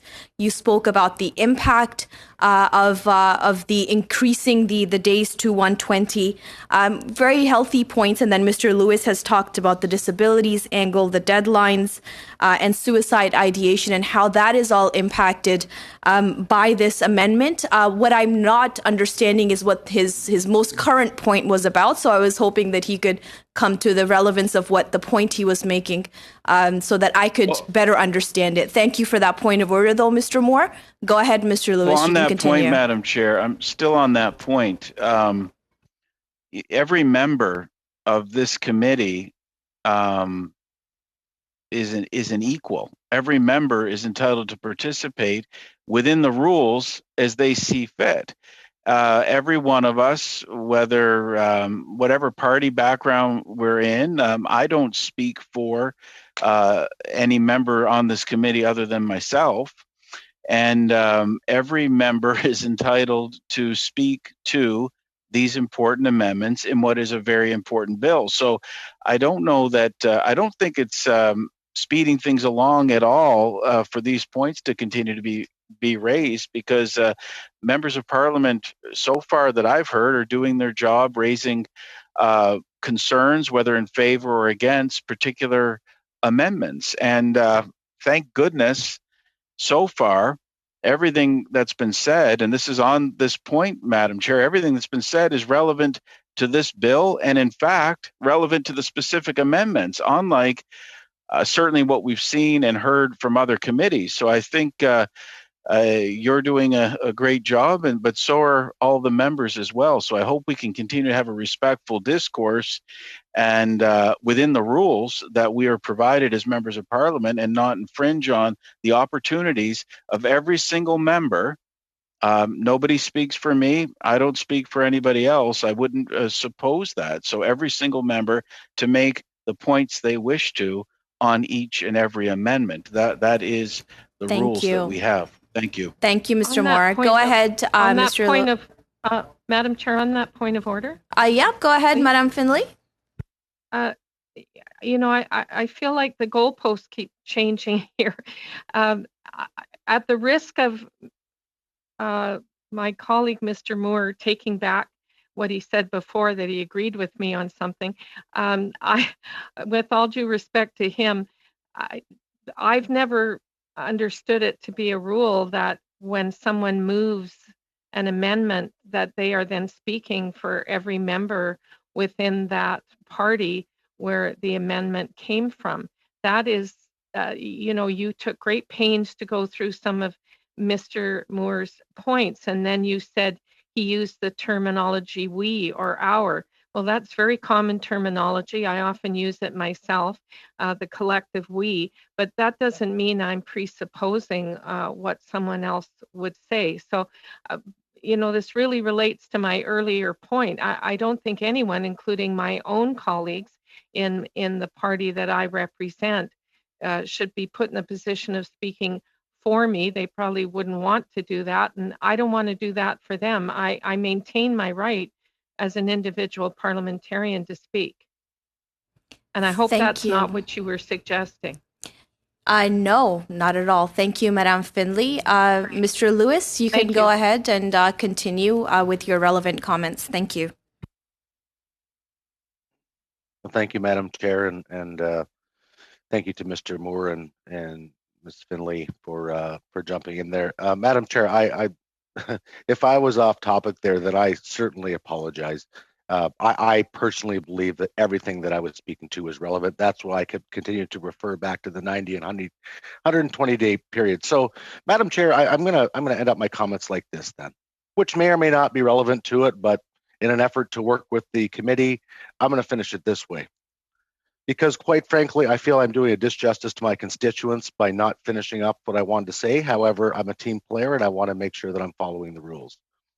But Madam Chair, I suppose I'll put it to you I'll put it to the committee this way. 90 to 120 days. Let's talk about 90 to 120 minutes and about things that we could talk about in 90 minutes and things we could talk about in 120 minutes. And although I feel as though I'm kind of being muzzled here, let's suggest I got to talk for 90 minutes. And somewhere between the 90th and 120th minute, something else came to me. I saw the light.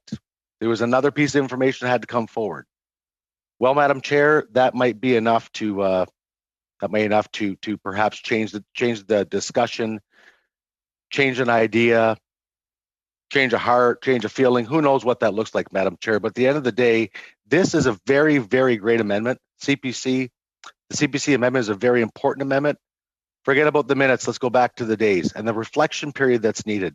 Sometimes that extra 30 days can literally mean life and death. And I think it would be a complete injustice to this Justice Committee if we don't support this amendment, Madam Chair. And just one last thing, Madam Chair, going forward, I will have a lot to say on the remainder of the amendments going forward. So if I'm off topic, please remind me. But and I'll do my very best to stay on topic, Madam Chair. But I will have a lot to say as well there as well. So thank you, Madam Chair. I appreciate it. And by the way, Madam Chair, thank you for the great job that you continue to do. Thank you very much for that, Mr. Lewis. And I look forward to your continued comments on these amendments in the order that they arise. Thank you. Monsieur Thériault, I have you next on the list. Sorry, I have Mr. Cooper next and then Monsieur Thériault. Go ahead, Mr. Cooper. Thank you very much, Madam Chair, and I want to speak in support of this amendment.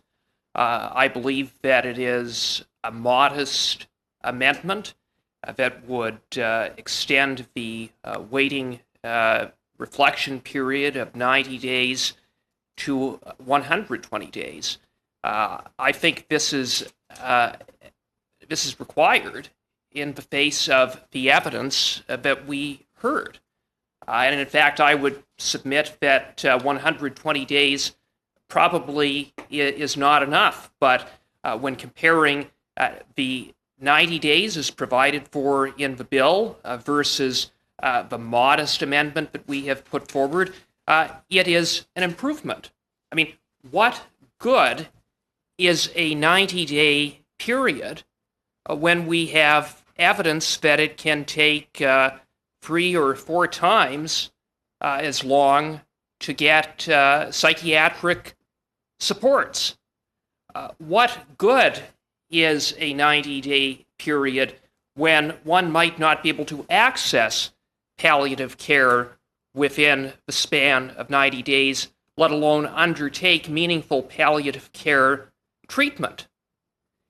And then you ask, well, 90 days as from what day to what day? Under the bill, it's not even 90 days from the time that a request for medical assistance in dying is made. It is 90 days from the first assessment.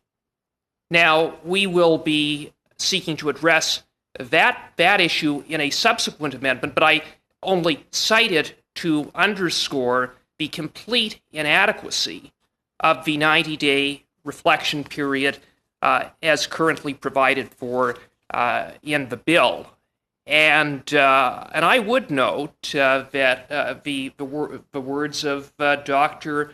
Harvey Chochinov, of the distinguished professor of psychiatry at the University of Manitoba, someone who has done significant work in this area, having served as the chair of the external panel.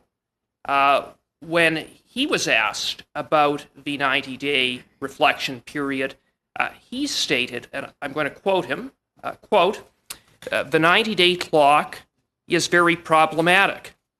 There have been a number of studies, for example, a Manitoba study that actually found that after 90 days of being diagnosed with a major physical impairment, patients reach a peak in their suicidal ideation.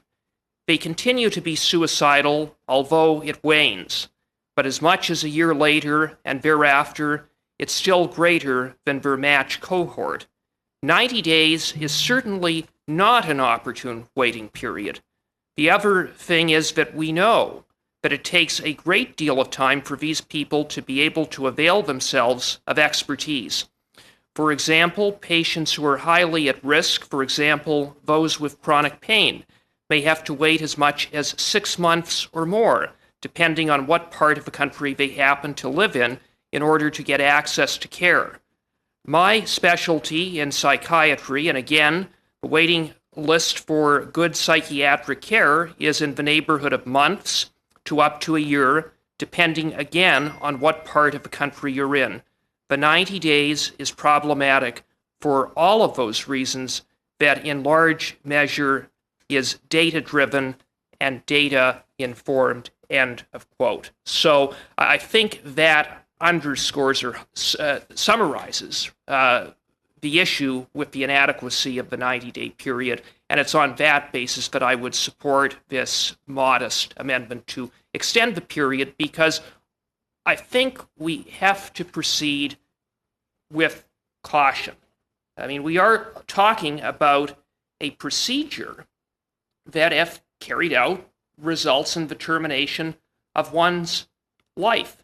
There is no opportunity to reverse the decision once the procedure is carried out. And so I think this amendment, having regard for that, is perfectly reasonable and necessary to protect vulnerable persons, again, given the increased risks that they face when the reasonably foreseeable criterion is removed, and that is the category of patients that would be the subject of this amendment. Thank you, Madam Chair. Thank you for that, Mr. Cooper. We'll now go to Monsieur Thériault. Go ahead, sir. Oui, Madame la... Thank you, Madam Chair. Speaking of relevance, I think it would be relevant to at least remind ourselves of the overall framework of this bill. I hear so many things, you see, and at some point, I think that things become slightly confused. What we're really addressing, suicide in Canada is being decriminalized. Assisted suicide is criminal, except for certain exceptional circumstances, and that's not our decision. The courts have decided and have told us that the law, C-14 then, and before that, the Carter decision, which led to C-14, that the law itself was counter to the right to life. So, here we are encouraging someone who is in a suicidal state to act out. This is totally contrary to the right to life. And I'm wondering what the judges would think. How would they react? Those who sat on the bench for the Carter decision and told the legislator, you must go back to the board and rework this. But given that what I'm hearing now is attacks on the interpretation to the effect that you legislators, based on the law, are infringing the right to life of people who have an irreversible condition and whose pain and suffering is intolerable. Why? Because they're being forced to act out before they would want to, meaning when they would themselves have crossed that final line of what is tolerable to them, meaning that this law would force them to commit suicide. That's what the court says. We are forcing them to prematurely end their lives. That's what's at issue. Well, sure, we can try to justify simple amendments that we might have decided about rather quickly, but that's what's at issue, and that's what we need to address. So my thought is that, well, let's get back to what really counts. And what counts here is that we have a court telling us that we must not prevent those who have incurable and irreversible suffering from living. These people want to live. They want to live, Madam Chair, up until such a point that they cross the final line of what is endurable suffering to them. And it's not after an accident. Someone who has an accident tomorrow morning is paraplegic, will be suicidal, will receive care for their suicidal ideation and so on. And eventually, throughout that entire process, because people are cared for, it is possible that such a person eventually arrives at a point where they make a request. And that request would be evaluated based on the safeguards that are laid out here. So, out of respect for the work that we are called upon to carry out, I think that we shouldn't muddy the debate. I know that, we make the arguments that we're capable of making, but here we're not encouraging any suicidal state. So let me repeat that. Suicidal states are reversible.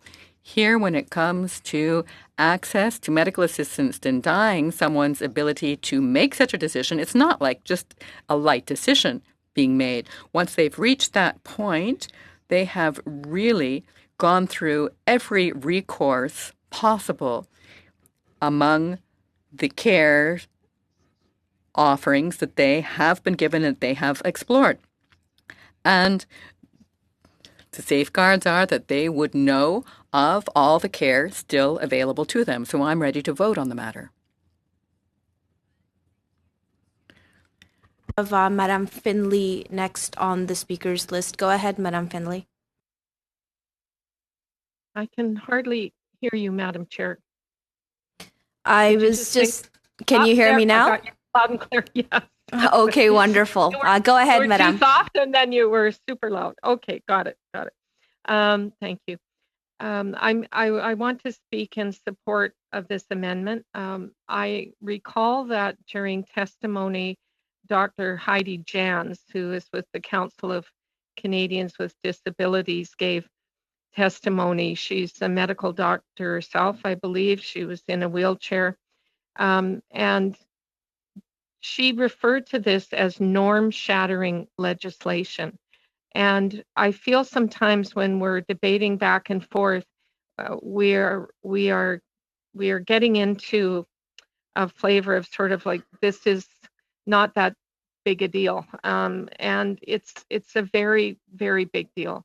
That's why it's in the realm of criminal law. That's why we can't take it lightly, for the very reason that we have laws around capital punishment, where long ago Canadians said we're not going to have capital punishment anymore, which I agree with, was because even if in some heinous act it would seem that someone, maybe the state should put someone to death, that if we should put to death just one innocent person who turned out to be innocent later, or was improperly convicted, that would be a terrible thing. So, you know, this is very important legislation. This is a modest amendment.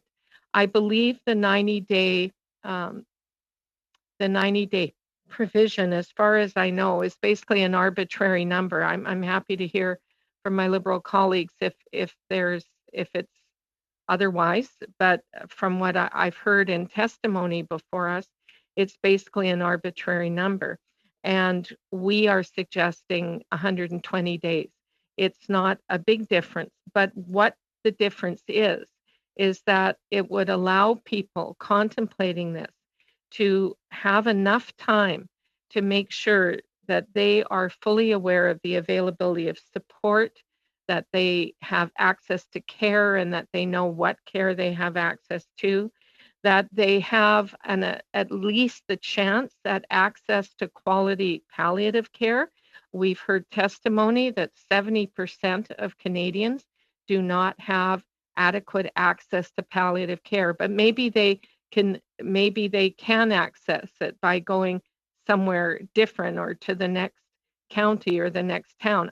I don't know, but it takes time to figure those things out. And I would be very concerned to think that anyone makes these decisions based on an inadequate support or not having the appropriate care in a timely enough fashion. We don't like to think that happens, but we know it does happen. We've had people that it's been in the news. It's been a matter of comment and a matter of testimony that there are some people who have in fact chosen MAID because they felt they had a lack of care and they weren't sure how to access it or where to get it. In one of the submissions that we were sent, which happens to be from the Canadian Conference of Catholic Bishops, and I should say off the top, I'm not Catholic, but what was said in here seems to me to be very telling. And it said that the pastoral experience of the bishops has shown that patients are more likely to request assisted suicide when their pain is not properly managed by good quality palliative care, when their dependence on others to provide assistance and support is not adequately met, or when they are socially marginalized. Palliative care, which is yet to become fully available and accessible in our own country, offers a compelling answer, the only respectful, comprehensive, and ethical alternative to what the government is trying to address through this legislation. I'm paraphrasing a bit here and shortening it. Palliative care seeks to alleviate the pain, loneliness, fear, distress, and despair with individuals where no such emotional, psychological, and support is available, to the tragic failure that the option or choice ends up with assisted dying. Also, the stress here is on the COVID-19 pandemic has painfully revealed that fear, distress, and despair are not uncommon realities among our fellow Canadians and family members in assisted living and seniors residences. We all know that COVID-19 has disproportionately hurt and disproportionately affected our fellow Canadians that are in in seniors residences. And we know, we have stories, we have testimony from military personnel who actually went in to assist, which was, I think, a very good initiative of the government, that they found some of our seniors in deplorable conditions. And the distress that causes, the isolation that it causes, can lead people to make these choices when they might not otherwise. The 120 days is meant, in my view, to allow the full complement of what might be available so that we know that when people are making these decisions, they're not doing it prematurely. They're not doing it because of lack of access of care. They're doing it because their situation is truly intolerable, and they've then made a conscious decision to access this end of life. But it should never be because they haven't yet had a chance to do that. The 120 days just gives them a little more of a chance. We've heard testimony that there is all kinds of support, healthcare support, emotional support, and otherwise, that is not available within the 90 days. We've also heard testimony that 90 days is kind of a turning point. I think MP Cooper referred to this, is a turning point often after a catastrophic illness or injury, where people can start to accept. So let's give them that chance. Thank you, Madam Chair. Thank you very much, Madam Findlay. So I'll call the question now on CPC 6. Madam Clerk.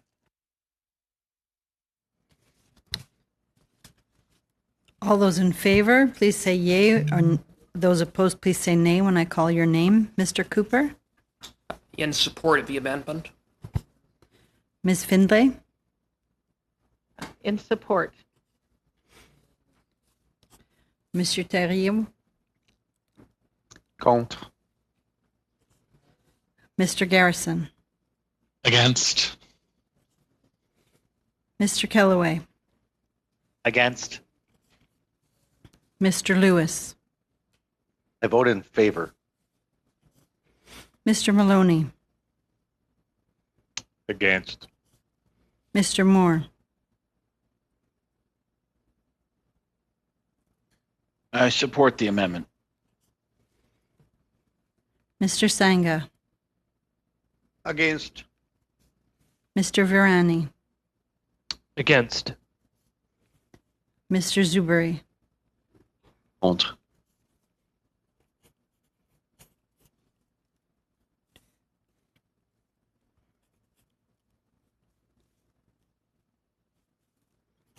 Yeas pour 4, nays contre 7. So CPC 6 is defeated. Mr. Moore, I have CPC 7 next, if you would like to move that and speak Point to of it. order, Madam Chair.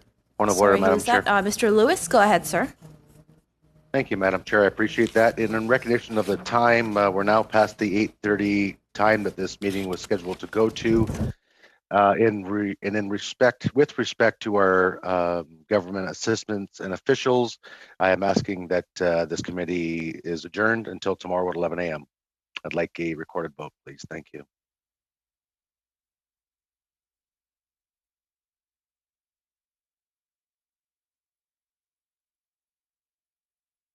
Mr. Lewis, your motion has a condition to it and therefore is debatable, unless you'd like to change the wording of your motion. If perhaps I could understand what the portion is that's debatable, I would certainly I'll certainly change it. I just need to know what the verbiage is. The 11 a.m. I believe the language you're looking for is it's minus the when we're meeting next. I understand. Okay, very well. Thank you for the clarification. Yes, minus the when we're meeting next. I would ask that this committee adjourn this meeting. Thank you. Madam Clerk, if you can please record the vote.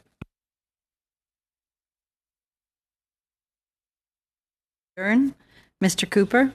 In support. Ms. Finley? I support. Mr. Thériault? Je suis contre. Mr. Garrison? Against. Mr. Kellaway? Against. Mr. Lewis? I support. Mr. Maloney? Against. Mr. Moore? Support. Mr. Sanga? Against. Mr. Varani? Against. Mr. Zuberi? Je suis contre l'adjournement.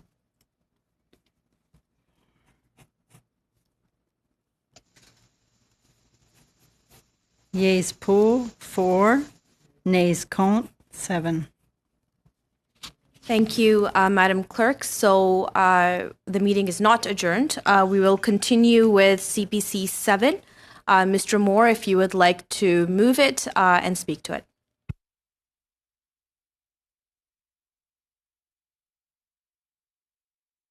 Thank you, Madam Chair. And I'd like to move CPC 7. To be clear, I'm moving it myself and speaking only for myself when I speak to CPC 7. CPC 7, I'm sure we've all read the legislation, but in C7,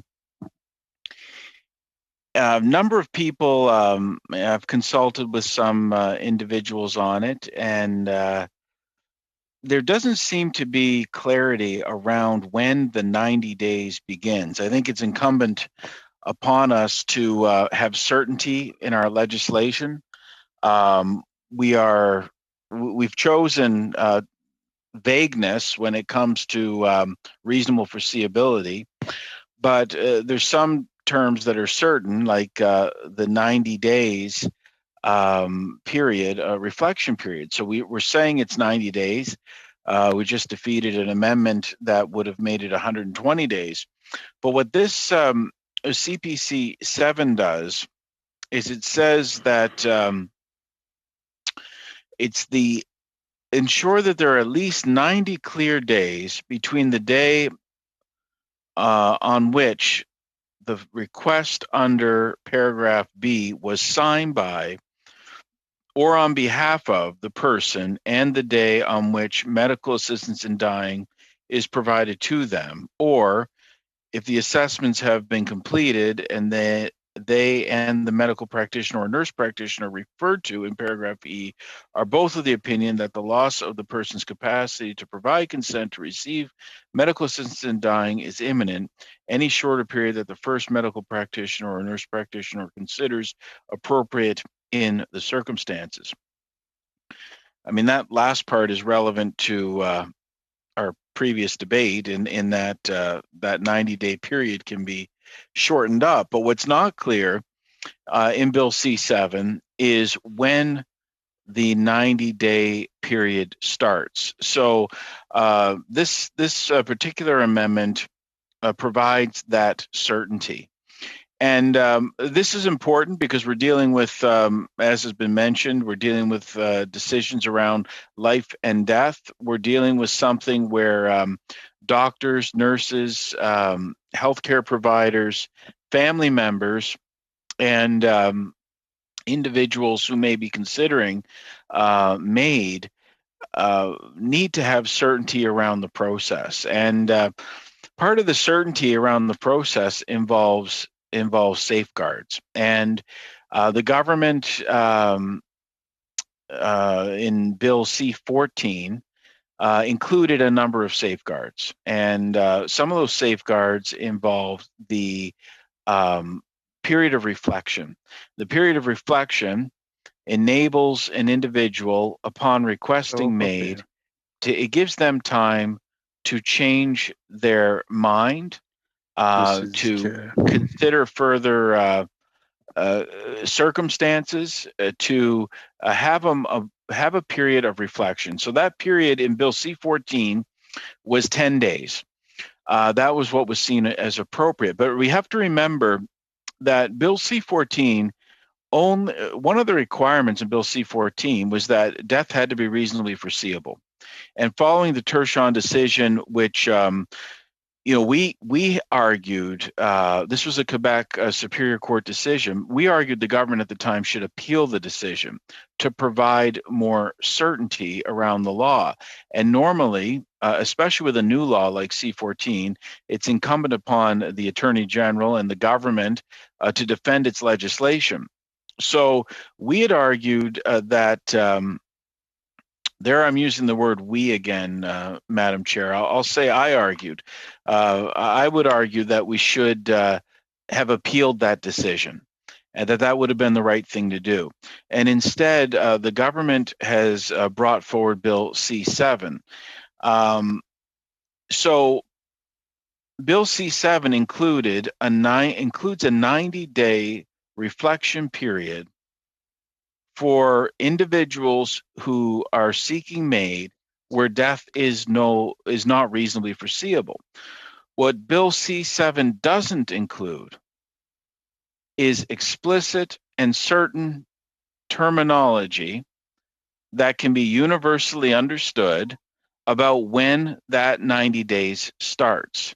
It's not clear whether it's when a person has been formally assessed for eligibility for MAID, or when they're informed that they are eligible for MAID. It's really quite unclear. So we want to provide that certainty, and we want to provide that it's at a moment in time when the person, and this should be the start point, it's when the person has specifically requested MAID. That is when that point should begin. And that point should only end, of course, after the full 90 days is complete. We had argued 120 days would be more appropriate.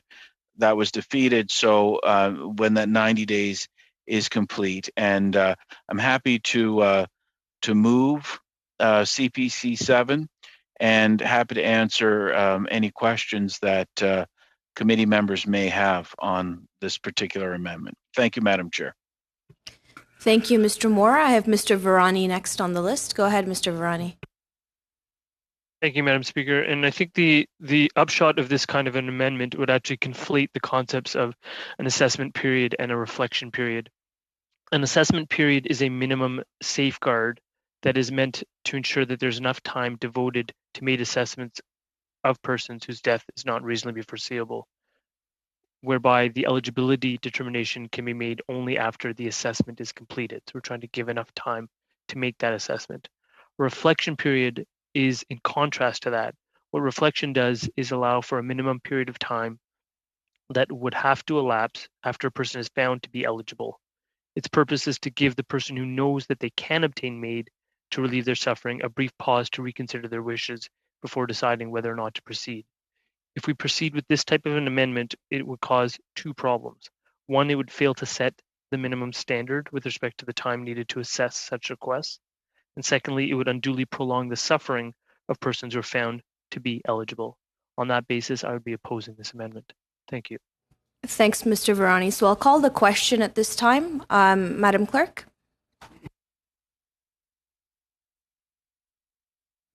On CPC 7, Mr. Cooper. In support. Ms. Findlay. I support. Mr. Thériault. Contre. Mr. Garrison. Against. Mr. Kellaway. Against. Mr. Lewis, I'm in support. Mr. Maloney, Against. Mr. Moore, Support the amendment.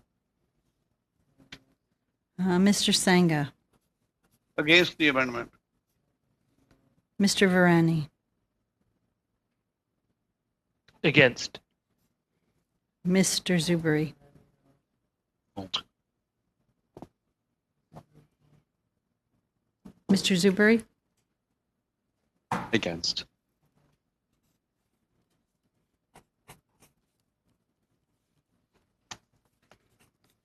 Yeas pour 4, nays contre 7.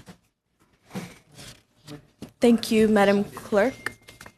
Let me just announce the results, please, there, Mr. Cooper. So CPC 7 is defeated. Mr. Cooper, were you saying something? This time I'm going to stand down and have Mr. Janus sub in for me. Absolutely. Thank you, Mr. Cooper. Moving on Thank you. to and welcome Mr. Genuis Thank to you. our committee. Yeah, We it's great appreciate to be with having you. you here. So now we're moving on to CPC 8. Mr. Moore, if you would like to move it and speak to it, go ahead, sir.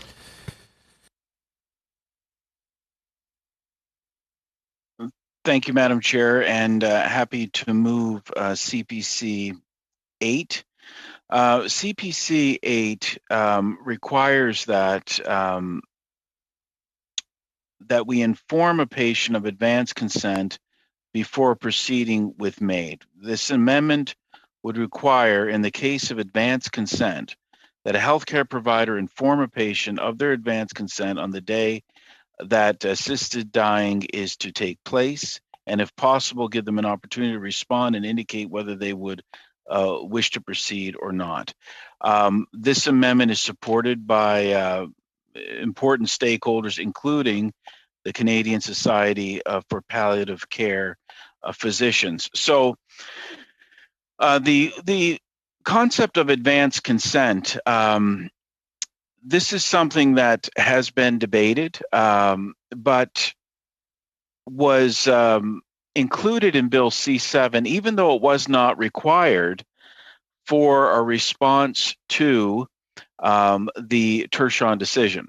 So, number one, the position that I feel would have been appropriate is that we would have appealed this decision. But instead, the government took the opportunity to respond in Bill C7 to the decision, but did not just respond to the decision, but went beyond responding to the decision. The decision said that this was the Superior Court in Quebec said that it was unconstitutional, violated the person's rights, that death had to be reasonably foreseeable. Now, we don't know what the Court of Appeal would have done with that decision. We don't know what the Supreme Court of Canada would have done with that decision. The decision could have very well been overturned, and it could have been found that there was no violation of rights. We don't know that because the decision wasn't appealed and the government did not defend its own legislation. But the government didn't just respond to the court decision.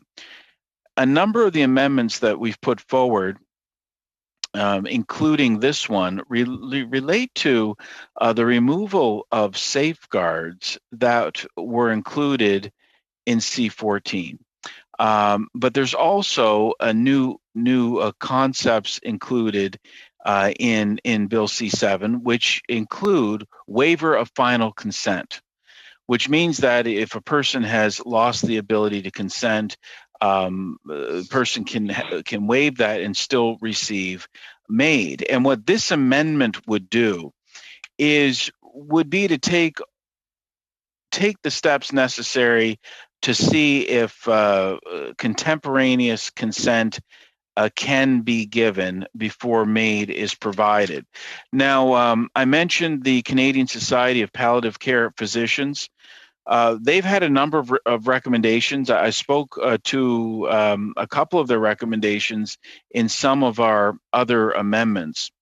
But I want to draw your attention to their third recommendation is to maintain the requirement for their recommendation to retain the requirement for the capacity consent at the time of provision of MAID, is that a person should be able to change their decision up until the time of the procedure. The proposed changes in Bill C7 remove that opportunity from a person who loses capacity after previous consent. Furthermore, the determination of whether or not a person does wish to withdraw this request after losing capacity to consent by way of words, sounds, or gestures is problematic in its potential subjectivity and may put clinicians in a precarious situation by having to interpret these responses. MAID may be requested simply because the level of care required by the patient who has lost capacity exceeds what is currently being required. So we've already discussed the issue of palliative care, but this is in the context of their recommendation is not to include the waiver of the final consent. That's not what this amendment is about, but this amendment speaks to the concern that's being raised by palliative care physician, and that is that we should, if possible, inform the patient who is given advance consent before proceeding. We should make an endeavor to get that response, whether that be to proceed or not to proceed, before taking the steps that would end this person's life. So I appreciate this recommendation. It's a recommendation that physicians, like the palliative care physicians, support. It's a safeguard amendment that would provide.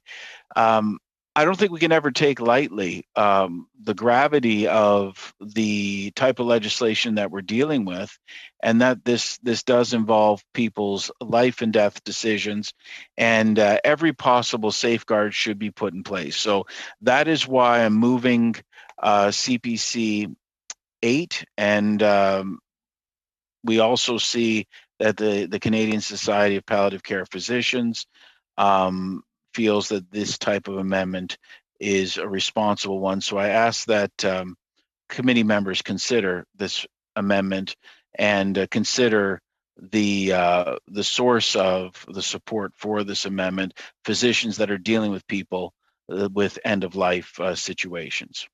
Thank you, Madam Chair. Thank you, Mr. Moore. I have Mr. Genuis and then Madam Finley. Go ahead, Mr. Genuis. Well, thank you very much, Madam Chair. First of all, it's a pleasure to join you here at the Justice Committee. I have been following the debates here, the debates in the House on this bill, as well as here at committee from a distance. So I appreciate the opportunity to actually join in the conversation, Madam Chair. And I salute the work of all the members on this committee, because I have to say, having heard some of the testimony from people like Mr. Foley and others, it is very, very powerful testimony. And I know not every member has been in a position, maybe because of their party or not, where they've been able to let on to have been moved by that testimony. But it can't help but have moved all of us to some extent as we see it. So I just want to recognize the not the toll in the usual sense, maybe, but the emotional toll that these conversations are taking on all of us. I was part of the debate in a much greater sense the first time that this bill went through. I proposed a number of amendments myself at the Justice Committee, and my grandfather, who was in a home, passed away around the same time that this debate was going through the House. So all of us, as well as we kind of contextualize what's happening, I know we are thinking about the things that may be happening or have happened in our own lives, and that's particularly poignant given all those who are suffering as a result of the isolation associated with the public health measures that need to be in place right now. Madam Chair, I recall specifically 5 years ago, or 4 years ago, I guess in some sense, 4 years ago when this was being discussed, the importance of the question of advance consent. And this amendment speaks to maybe trying to find a middle ground on the question of advance consent.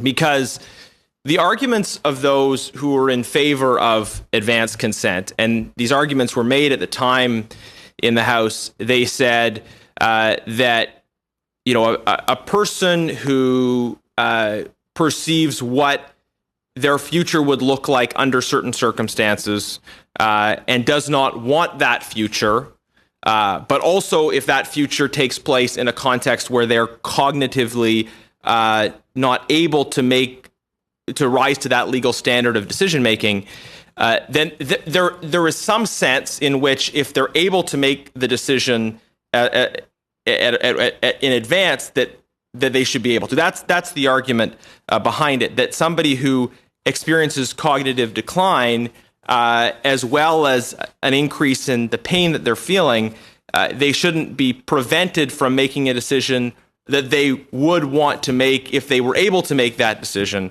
And so we try to, in the absence of being able to have that decision take place in the moment, the idea of advanced consent is that we would, in a sense, substitute in the decision-making in advance. So that is the logic, that is the ideal that is being aspired to. And although the government decided not to proceed at the time, I think they were quite persuaded by some of the arguments made around, in particular, the Audrey Parker case, which is the idea that which was a case that was used to make the argument that if a person is not able to make a decision in terms of consent in advance, then they will, if they're not able to make a decision in advance about some future point, then they will actually make the choice to die before they would like to die.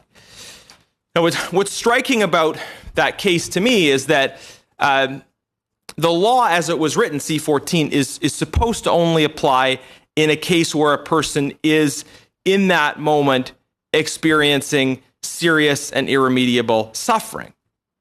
So I was always sort of having a hard time in my mind squaring the circle of how it is that a person says, yes, I am in the moment experiencing serious and irremediable suffering, and also I really want to be able to choose the moment to die, but I want it to be at such and such a point in the future and not at this point. Now, I'm not taking away from the sincerity of a person in that moment who makes that decision. I'm just saying that it was a hard thing for me to understand. But this was the sort of strand. This was the direction of the argument. But I think, on the other hand, those that were concerned about advanced consent, and I was one of them. I made a few different arguments, and I think those arguments still apply in the context of this amendment. So, first of all, a person who makes a decision in the moment, who actions consent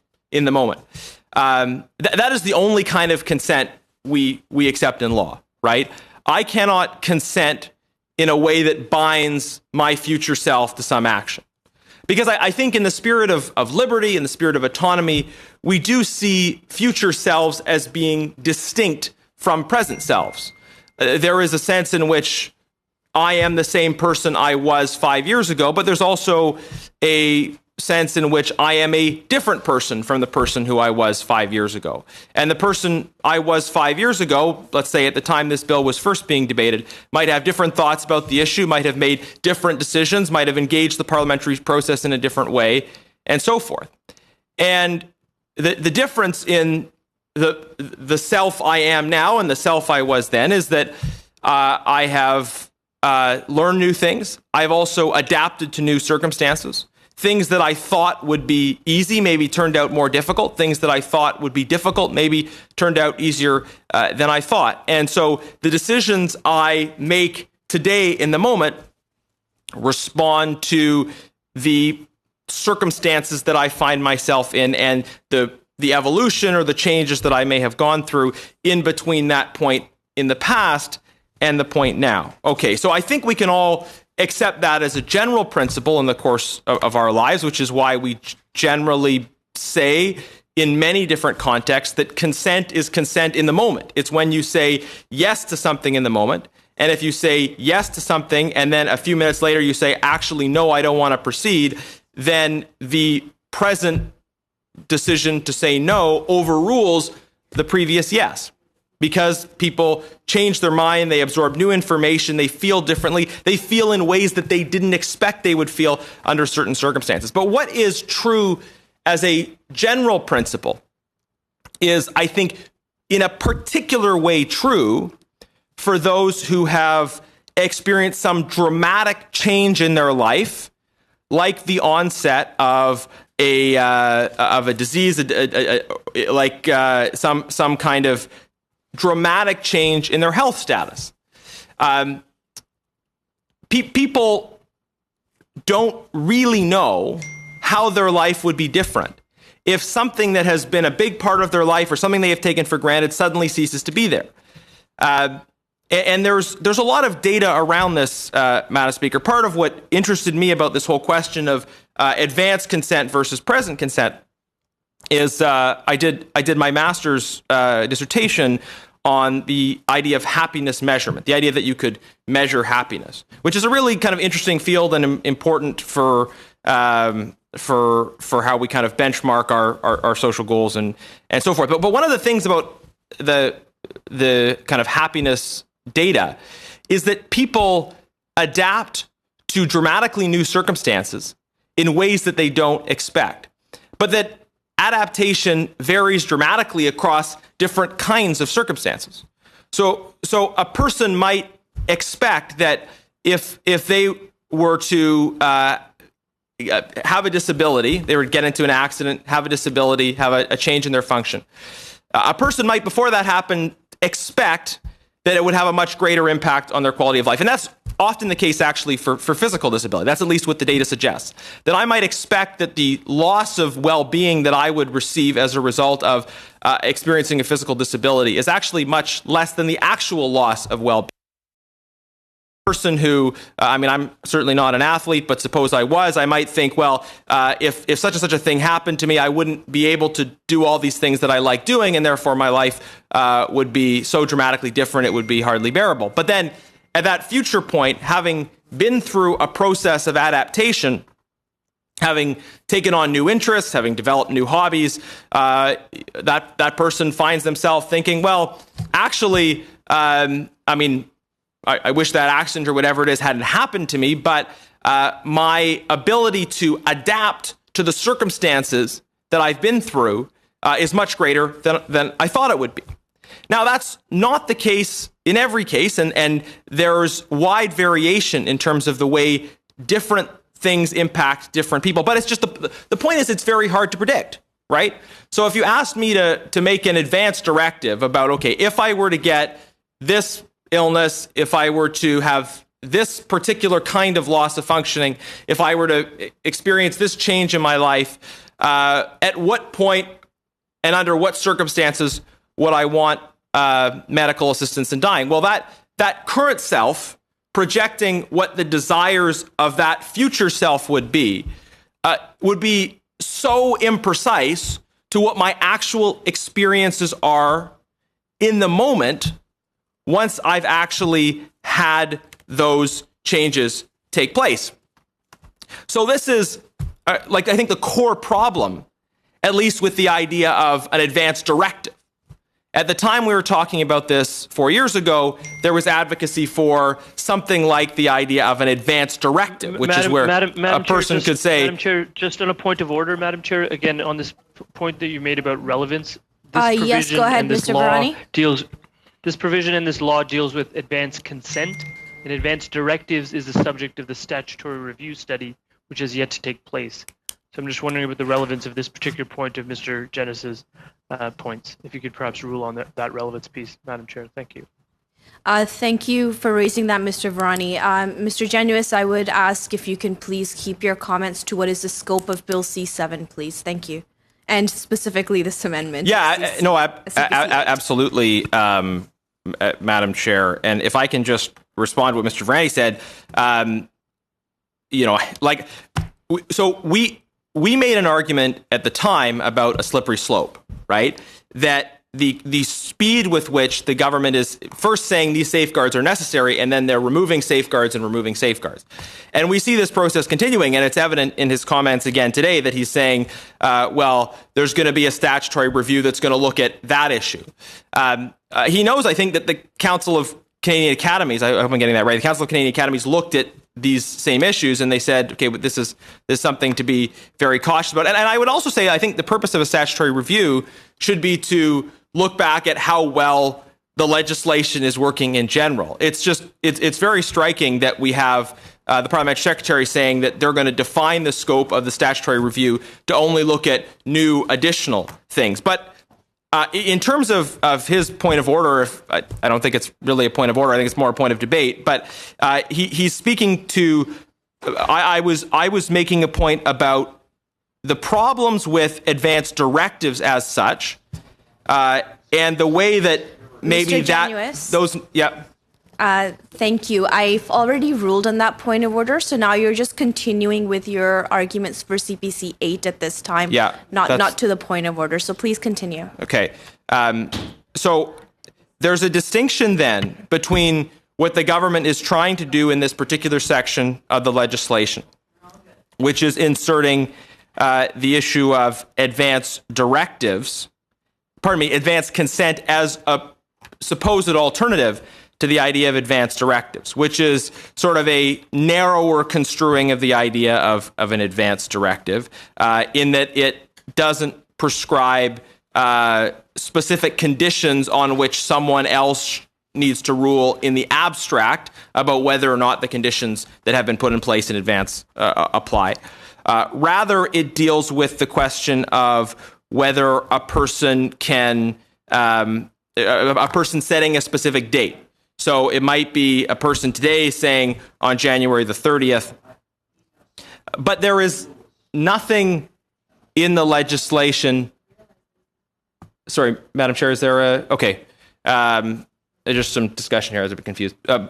Shall I continue or, yeah, okay. Yes, of course. Okay, I was all right. just, Okay. I understand now that you're subbing for Mr. Lewis and not for Mr. Cooper. So I was just clarifying that with the clerk. Okay, excellent. So this provision that we are amending is described as being distinct from the provision, from the notion of an advanced directive. But it still applies the same general principle, which is the idea that a person can consent in advance and direct their future self or say what their future self would do or would want under certain circumstances. So, I mean, and that has all of the same problems as an advance directive that I talked about. Now, this legislation already accepts the principle that still present consent should overrule past consent. So it says if a person in the process of having euthanasia or medical assistance dying administered to them in the moment, if they react in some way, if they evidently show that they're not interested in what's happening, then the process must at that point stop. So that's a good principle, right? To say, okay, at least if you're going down this, I would argue, somewhat dangerous road of advanced consent, that you at least accept that contemporaneous consent, in theory, overrules advanced consent. Except there's nothing here to require that the patient be told in the moment what's actually taking place.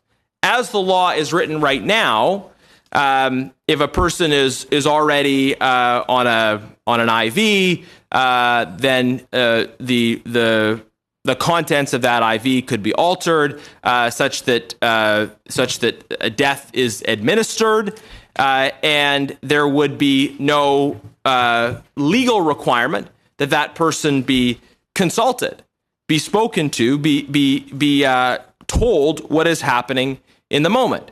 Something could be put in their food, something could be put in their IV, and on the basis of their advanced consent, that would be considered totally legal. And so I think like the public's first response to hearing this idea that could happen might be, well, that's just crazy that anyone would do that. Of course, no doctor would do that. We can hope that people would be reasonable, surely. And the reasonable thing to do in the moment is to, of course, consult with the person and to say to them, okay, sir or ma'am, is this something that you still want? You had expressed this desire 3 months ago. Based on your circumstances right now, is this something that you want to proceed with? And can we facilitate this moment in some way that's meaningful for you? Shall we invite your family? Whatever. I mean, those would all be the reasonable things to do. But I think it also stands to excuse me. It stands to reason that if we accept that should happen in every case, that we should put language in the law, that we should put in place a safeguard to ensure that would happen in every case. And that's what this amendment proposes to do. It proposes to put language into the legislation that prescribes the procedure by which there is at least a check-in if the person, in the moment, if their desires are still consistent with those desires of the past. And so then maybe the question follows as well, is this consistent with the principle of advanced consent? Because if you're asking the person in the moment, well, why have advanced consent at all, right? Why not? But the purpose of advanced consent was to respond to the possibility that a person would experience some decline in cognitive function such that they would not be able to make that decision at that future point.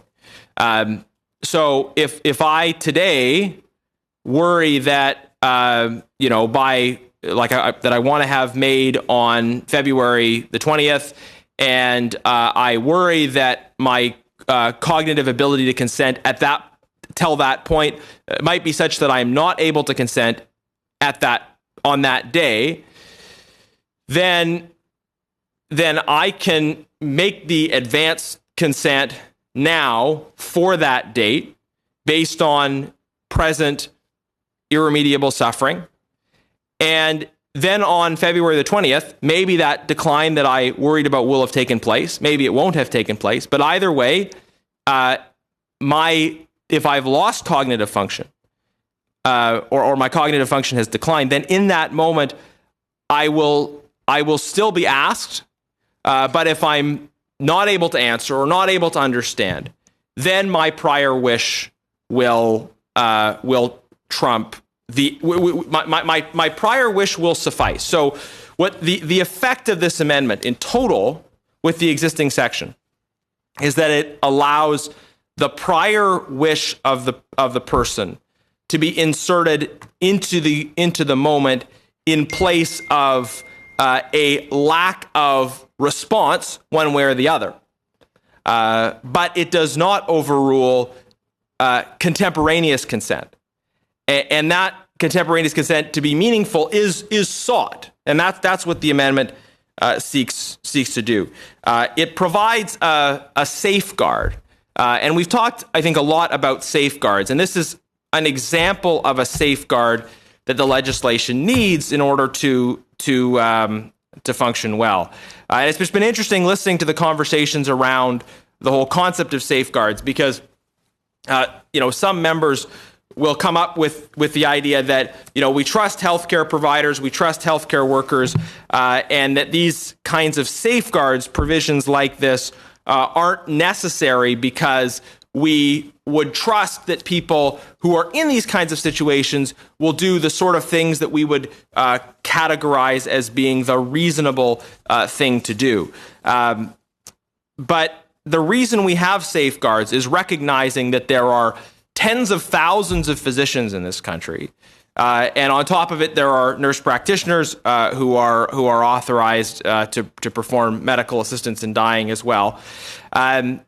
That we cannot guarantee that everybody in every case will do the right thing. And that's why we need safeguards. And we've heard testimony that suggests that there are cases in this country. And many of the people who have been impacted by those cases have come before this committee. I don't doubt that there are people who have been impacted by cases like that who have not come forward for whatever reason. Probably it's a small minority of the cases of people impacted where people have actually come forward. But we've heard testimony before this committee of people who have been in situations where it was made clear to them that the doctor or some other member of the staff or people in that institution really thought that MAID was something they should go for. And that is very troubling to me, that we have cases where the system is saying, yeah, that person should have MAID, and we're going to suggest it. There's cases, and I can't recall the specific name, but where a mother was told that in not wanting MAID for her daughter, that she was being selfish. And the same being told to individuals themselves. So we have cases where a person's very natural, very healthy, I would argue, desire to live is being described by the system as being an act of selfishness. And that should, I think, speak to the need for safeguards. And if you have a case where the system, physicians, people in a quote unquote care situation actually think that a person should be receiving medical assistance in dying, and the person has made the advance request, and suppose that it's a situation where the patient is viewed as difficult by their caregivers for whatever reason. Then when it actually comes to the day where that advance request is set to terminate, and that's where the endpoint would be set to be, I would submit that in that kind of a case, this sort of safeguard is especially necessary, because if it is the paternalistic view of somebody else that MAID is something that this person should have in the moment, how much less likely is it that they will actually do that proper consultation, do the quote-unquote reasonable thing, and ask the patient, by the way, you made this advance request, and today's the day. Are you ready? Are you sure? Is this something you want to proceed with? So that's where we come to safeguards, right? It's should be in listening to the testimony of people like Mr. Foley, people like I believe the committee heard from Ms. Hyatt, who had an experience, young woman with a disability, had an experience of going into a hospital with a in the scheme of things relatively minor complaint. And was told in the moment, are you sure you want this care? Are you sure you want it? This is the experience, the lived experience of people, of many people that have testified before this committee. I find it just striking as well, then, when we talk about the need for safeguards, that this committee has heard from many different disability organizations that have been here, that have raised these concerns, that have flagged the problems in this legislation. I think all of the disability rights organizations, at least all the ones that I've been able to hear in following this committee, have spoken about the need for safeguards and the concerns they have with the legislation as written, the need for amendments that protect people's fundamental rights. And I would like to say as well that if we're going to properly consider amendments like this, we've missed the opportunity to hear from so many other people, and Conservatives have been proposing that we actually hear from a broader range of witnesses, and we've missed that opportunity because of the way in which the government disrupted the parliamentary calendar and then created this kind of artificial timeline after the fact. And we needed to hear more about the kinds of cases of people that could be impacted by an absence of safeguards. When you have a situation where somebody is making an advance request under whatever circumstances, and I think we'll have to see how this plays out as well with advance requests. I don't doubt that this legislation will in some form pass. And then when advance consent is in place, we'll be in a situation where it may be that people sign the advance consent to give themselves the option, even if they're not entirely sure what they would want in the moment. So you could imagine a situation quite reasonably in which a person fears that cognitive decline. They don't want to be in a situation where they're suffering physically and they're not able to access care, but then they are able to receive access to care that they didn't expect. Now, we've talked as well here about the availability of palliative care, how long it takes for a person to get a palliative care assessment, the just lack of availability of palliative care in general. I might hope that in some of the cases that we've talked about, that a person might actually be offered and receive palliative care in the intervening time. That a person who's experiencing severe pain and suffering in a moment might, after a period of whatever the prescribed period that they've laid on this legislation is, they might have been able to access care that they had previously thought would be just not possible. And this is, I think, some of the challenges around advanced consent as well. Because not only do I spoke earlier about this issue of adaptation, people adapting to different circumstances. But I think we also have to take into consideration the way in which care adapts. That Mr. Genuis, I'll just ask you to please limit your interventions to what is before us, which is CPC 8. Yeah, exactly, Madam Speaker. Sorry if I wasn't making the link clear enough, but the point that I was making is that a person's may make an advance consent. They may sign expressing their advance consent, towards a particular point in time in the future. There are adaptations that may happen in their experience, but there are also adaptations that may happen in terms of their care. So, if a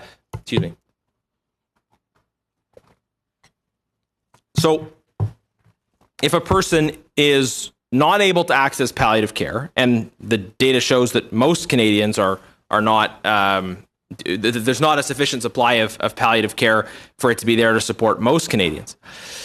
If a person then, at that sort of earlier point in time, they not receiving palliative care, not being engaged with family, perhaps whatever their circumstances are, they make an advance request. And then at that point in time in the future, they are receiving care that they weren't expecting to receive. I think just the idea of the advance consent provision as it's currently constructed assumes that people have a perfect ability to predict what their experience will be in their future, and that their experiences are sort of linear, right? That I can make an advance request for February the 20th, knowing that I will kind of go through a certain process and that I will feel a certain way at that point in time, and that I will feel a certain way between now and then.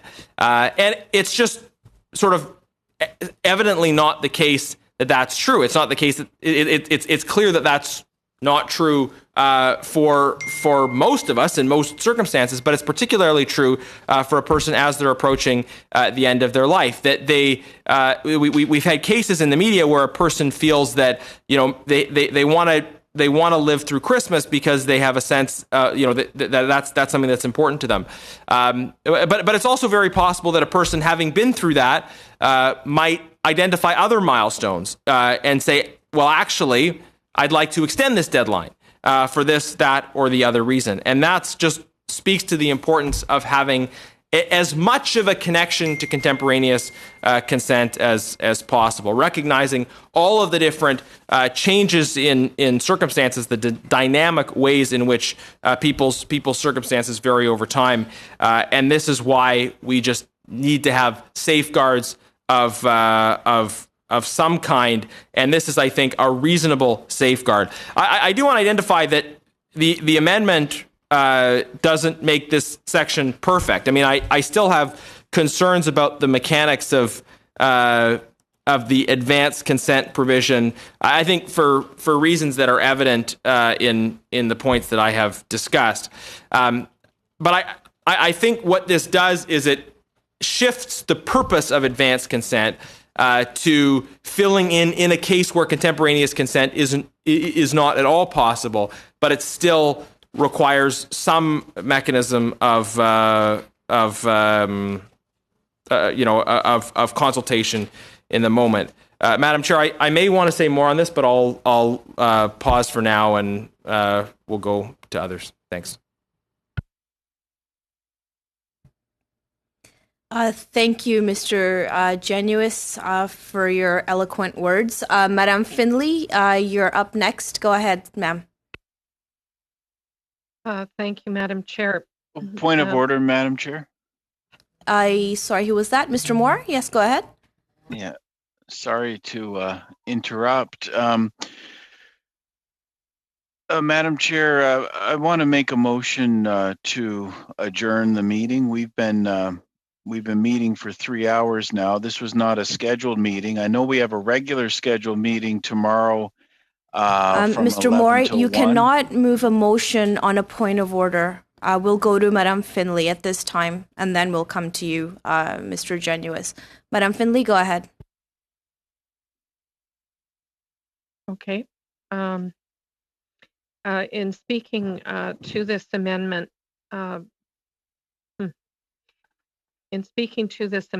what I wanted to talk about was the fact that this is allowing the ultimate in patient autonomy to just confirm with the person, give them that opportunity whether they would like to proceed or not.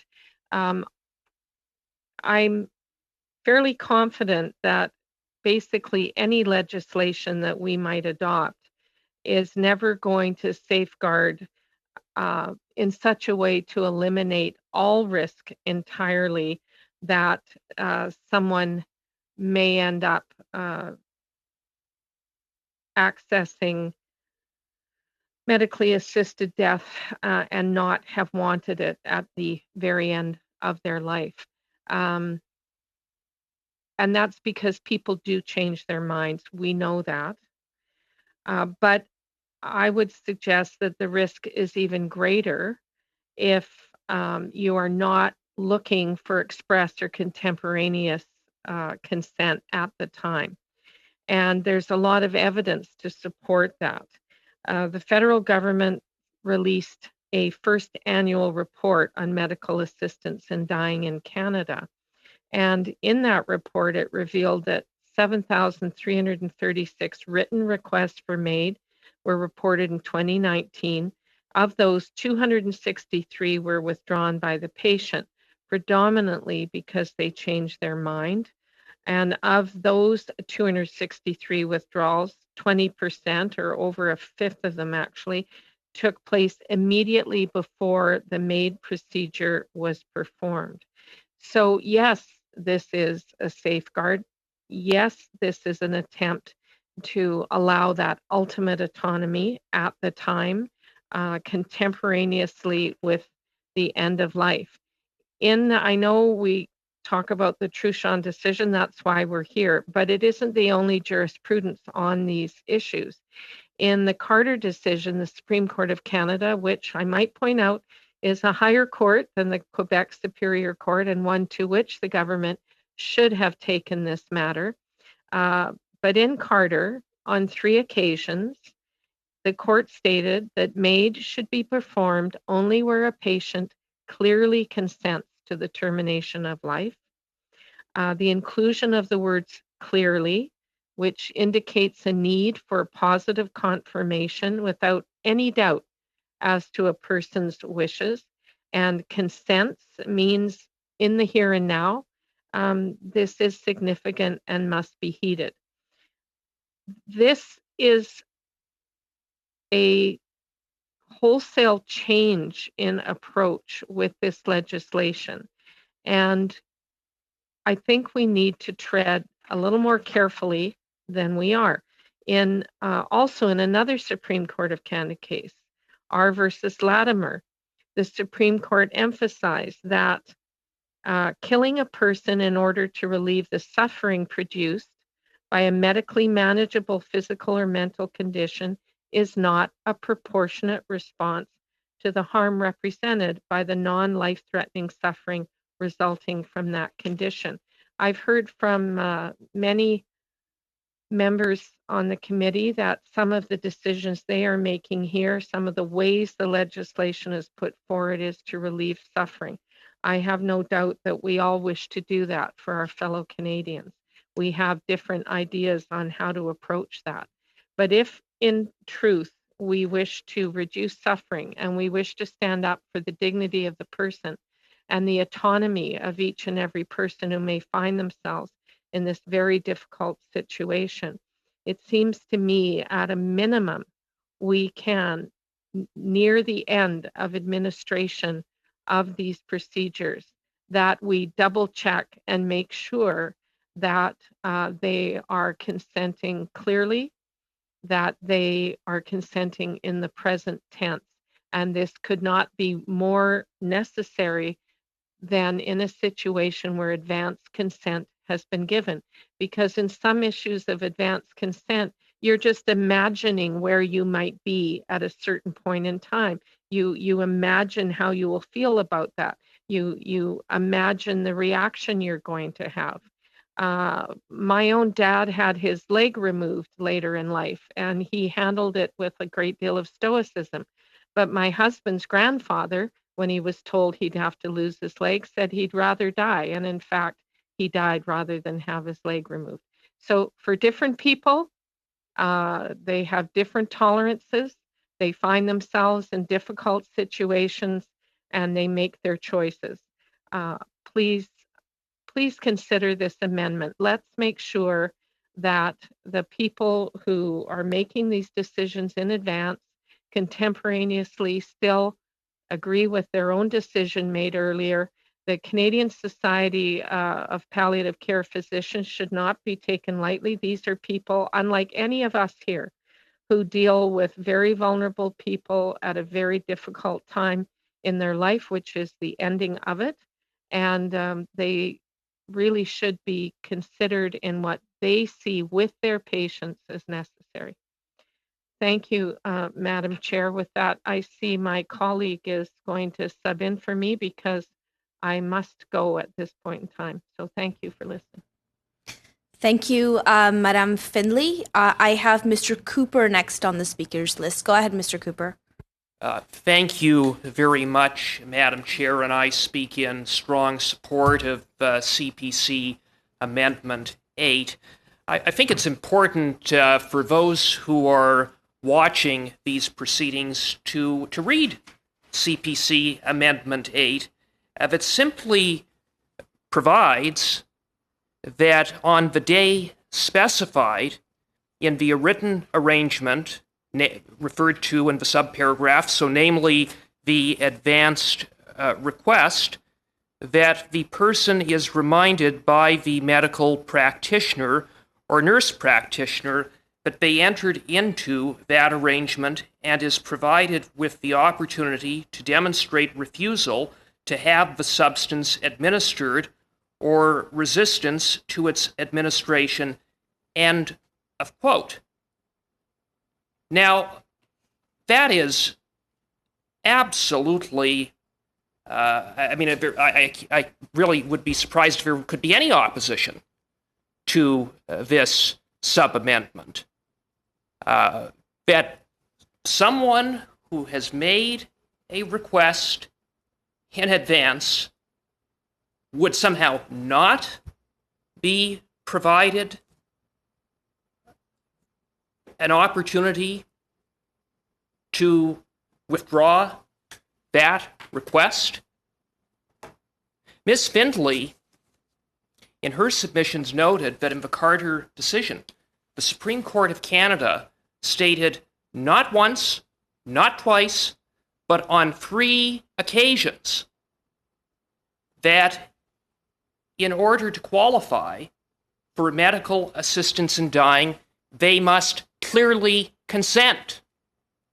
Now, the defining paragraph of the Carter decision reads as follows, quote, "For a competent adult person who clearly consents to the termination of life and has a grievous and irremediable medical condition, including an illness, disease, or disability that causes enduring suffering that is intolerable to the individual in the circumstances of his or her condition," close quote.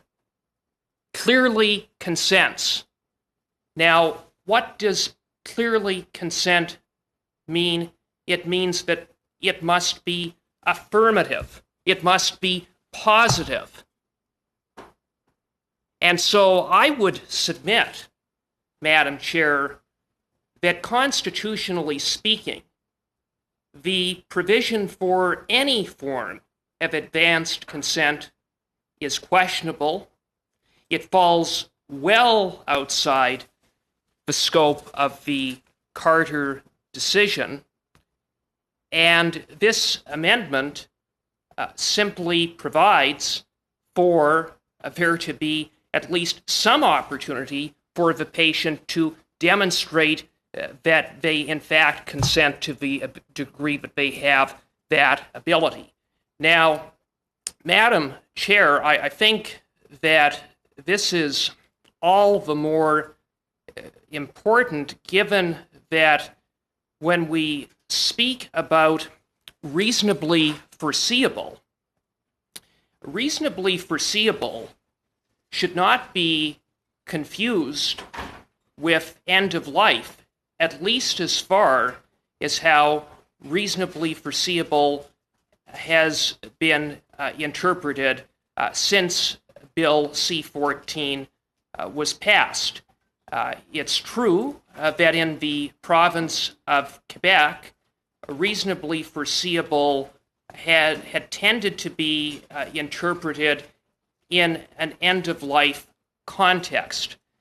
But that is not the case in other provinces. And part of the reason why in the province of Quebec reasonably foreseeable had been interpreted in an end-of-life context was because of the language that had been in Bill 52, passed by the Quebec National Assembly prior to the passage of Bill C-14.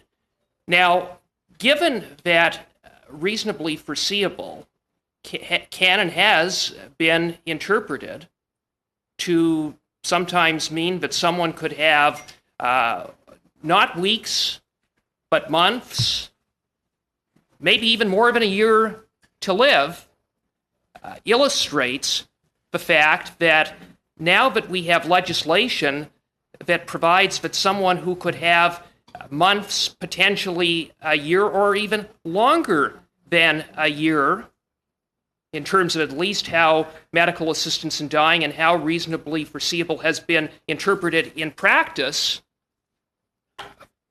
makes it absolutely essential that such a person at least be reminded that they made the request at a date that they could have selected that, again, could have been a year away.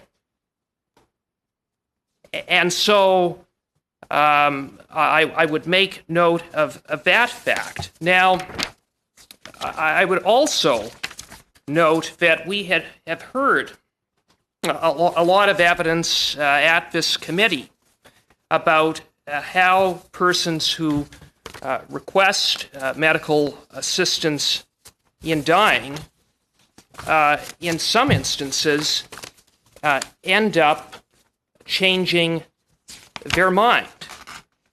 And I would note in that regard that the federal government's own recently released first annual report on medical assistance in dying in Canada revealed that out of 7,336 written requests were made that were reported in 2019, 263 were withdrawn by the patient, predominantly because they changed their mind. Of these 263 requests, 20.2% took place immediately before the MAID procedure was performed.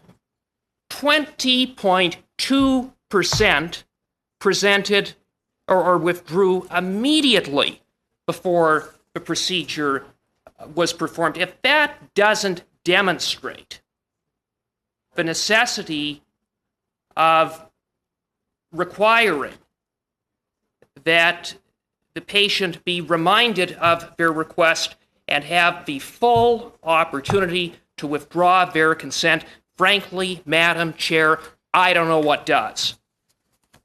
And I would further add, just in terms of why this very limited, and I would submit inadequate safeguard, but nonetheless an improvement from what provides in this bill to be no safeguards, or very inadequate, completely inadequate safeguards when it comes to this, I think, very problematic area of advance requests. I would cite again the expert panel working group of the Canadian Council of Academies, or I would first cite, I guess I didn't cite it before, but I will cite it now, the 2018 expert panel working group of the Canadian Council of Academies. I've cited it before, but I'll cite it here today, this evening. They had that report, which is a comprehensive report, identified a number of concerns in allowing patients to make an advance request. The expert panel working group noted a lack of consensus. The expert panel working group noted that there was a lack of consensus, more particularly amongst experts, to, quote, which situations, if any, are suitable for allowing advance requests for MAID, end of quote. Now, one of the things that was noted by the expert panel is that there is simply a lack of data to fully understand the impacts of how this practice works. And in that regard, I should note that although there are many on this committee who seem to talk about medical assistance in dying as if this is just a leading practice that is widely accepted everywhere, Canada is one of the few jurisdictions in the world that has any form of medical assistance in dying. Indeed, just 2% of the population in the Western world lives in a jurisdiction with any type of medical assistance in dying, and of the very few jurisdictions that offer medical assistance in dying, I would note that just 4 jurisdictions provide for advance requests.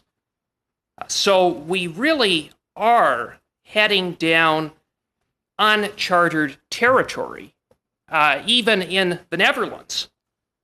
It is controversial and has not been truly settled.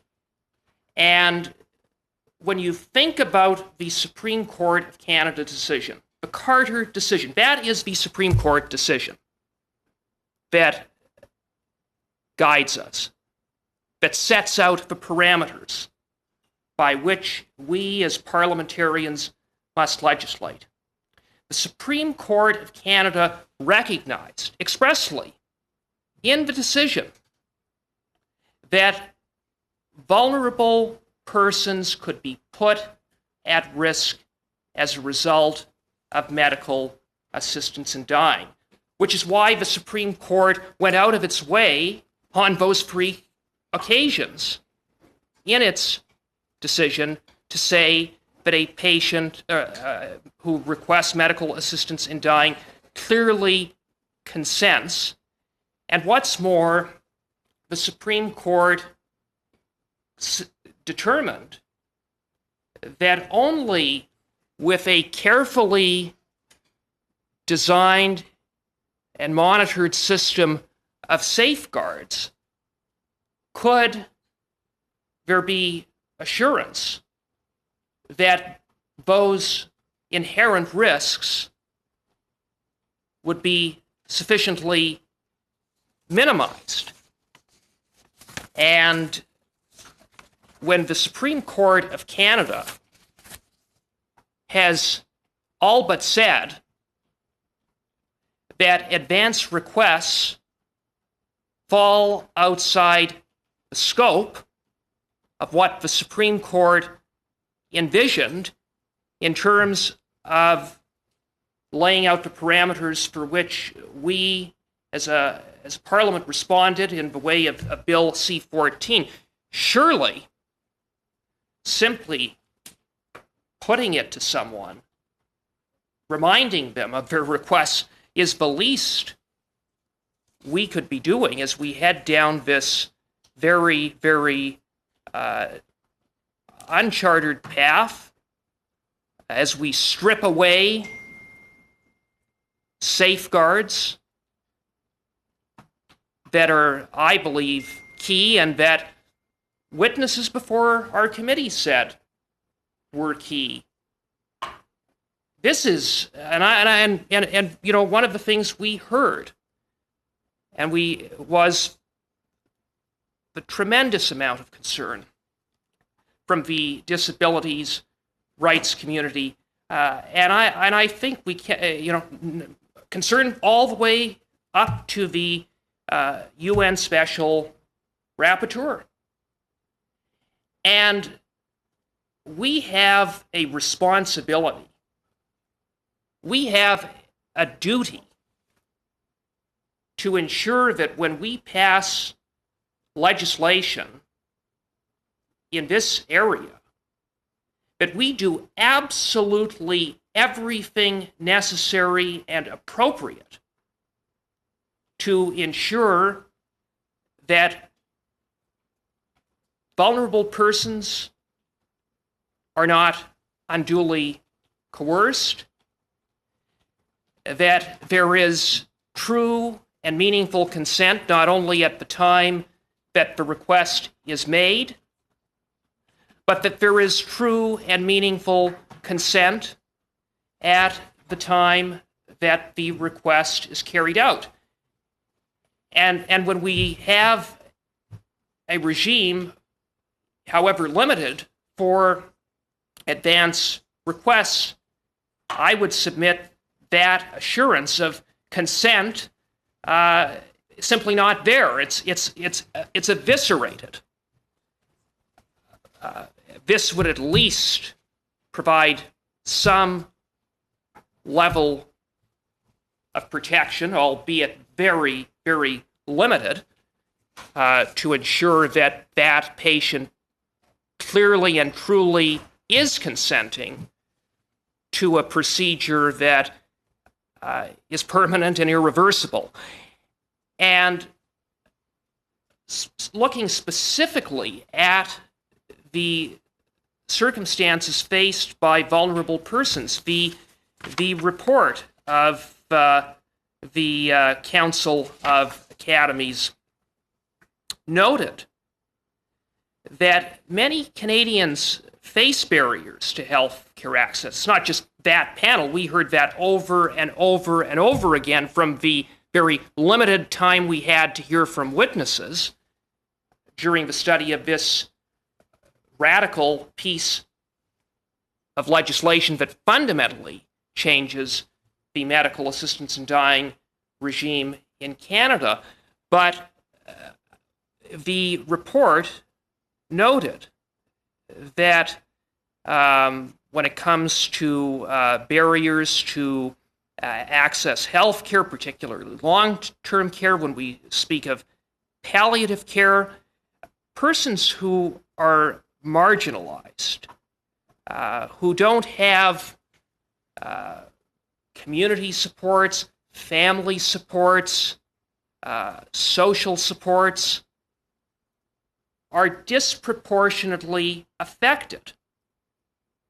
And I would note, just citing the report, a report again of the expert panel working group of 2018, wherein it states, quote, people with a prognosis that includes future loss of capacity anticipate vulnerability due to factors over which they do not have direct control, including societal stigma, caregiver stress, and availability of adequate home and residential care.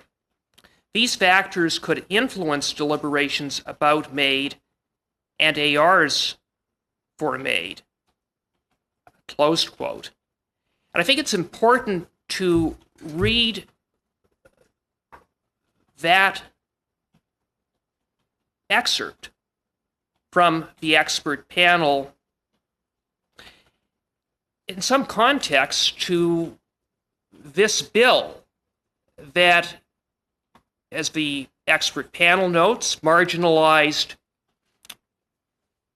persons are at risk, greater risk than others, including making such a request because they don't see an alternative, they don't have care supports, and so for them, they see it as simply one of continuing to endure suffering or to make a request to end their life, which should concern all of us because that is not a meaningful and true choice. But when you take those concerns affecting vulnerable persons and you put it in context with the rest of this bill, in circumstances where death is reasonably foreseeable, that you have a bill that takes away any sort of reflection period, a bill that takes away the requirement that there be two witnesses. You have a bill that takes away the safeguard that there be two independent witnesses and provides that a witness could be someone who is a medical professional who is attending to the care of that patient. That creates issues around implicit coercion. Now, I don't think I want to be very clear, I don't think there are very many medical professionals, if there's any, there would be a very, very small minority who would ever want to coerce a patient. So that's why I say implicit coercion, unintended coercion due to a power imbalance. And then we did hear before this committee some very disturbing testimony where there was in fact real coercion, where the likes of Mr. Foley, who came here and gave very compelling evidence about what happened to him. And so, taking all of that into account and the removal of safeguards that were otherwise there to protect marginalized persons, particularly. And then you strip away, or now open the door rather than strip away, open the door to making an advance request. I say Appel au règlement, Madame la at the very Présidente. least, Appel au règlement, Madame la Présidente. Point of order, Madam President.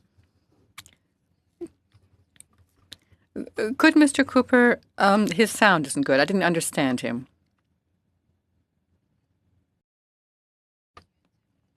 Mr. Theriault?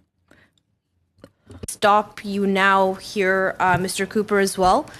Given that it's 10 o'clock and I've been advised that we don't have the resources to continue past 10 p.m. today, I will be sending out, Madam Clerk will be sending out a new notice of meeting tomorrow, amending the agenda to clause by clause so that we can continue what we haven't finished today. And at this point, the meeting stands adjourned. Thank you.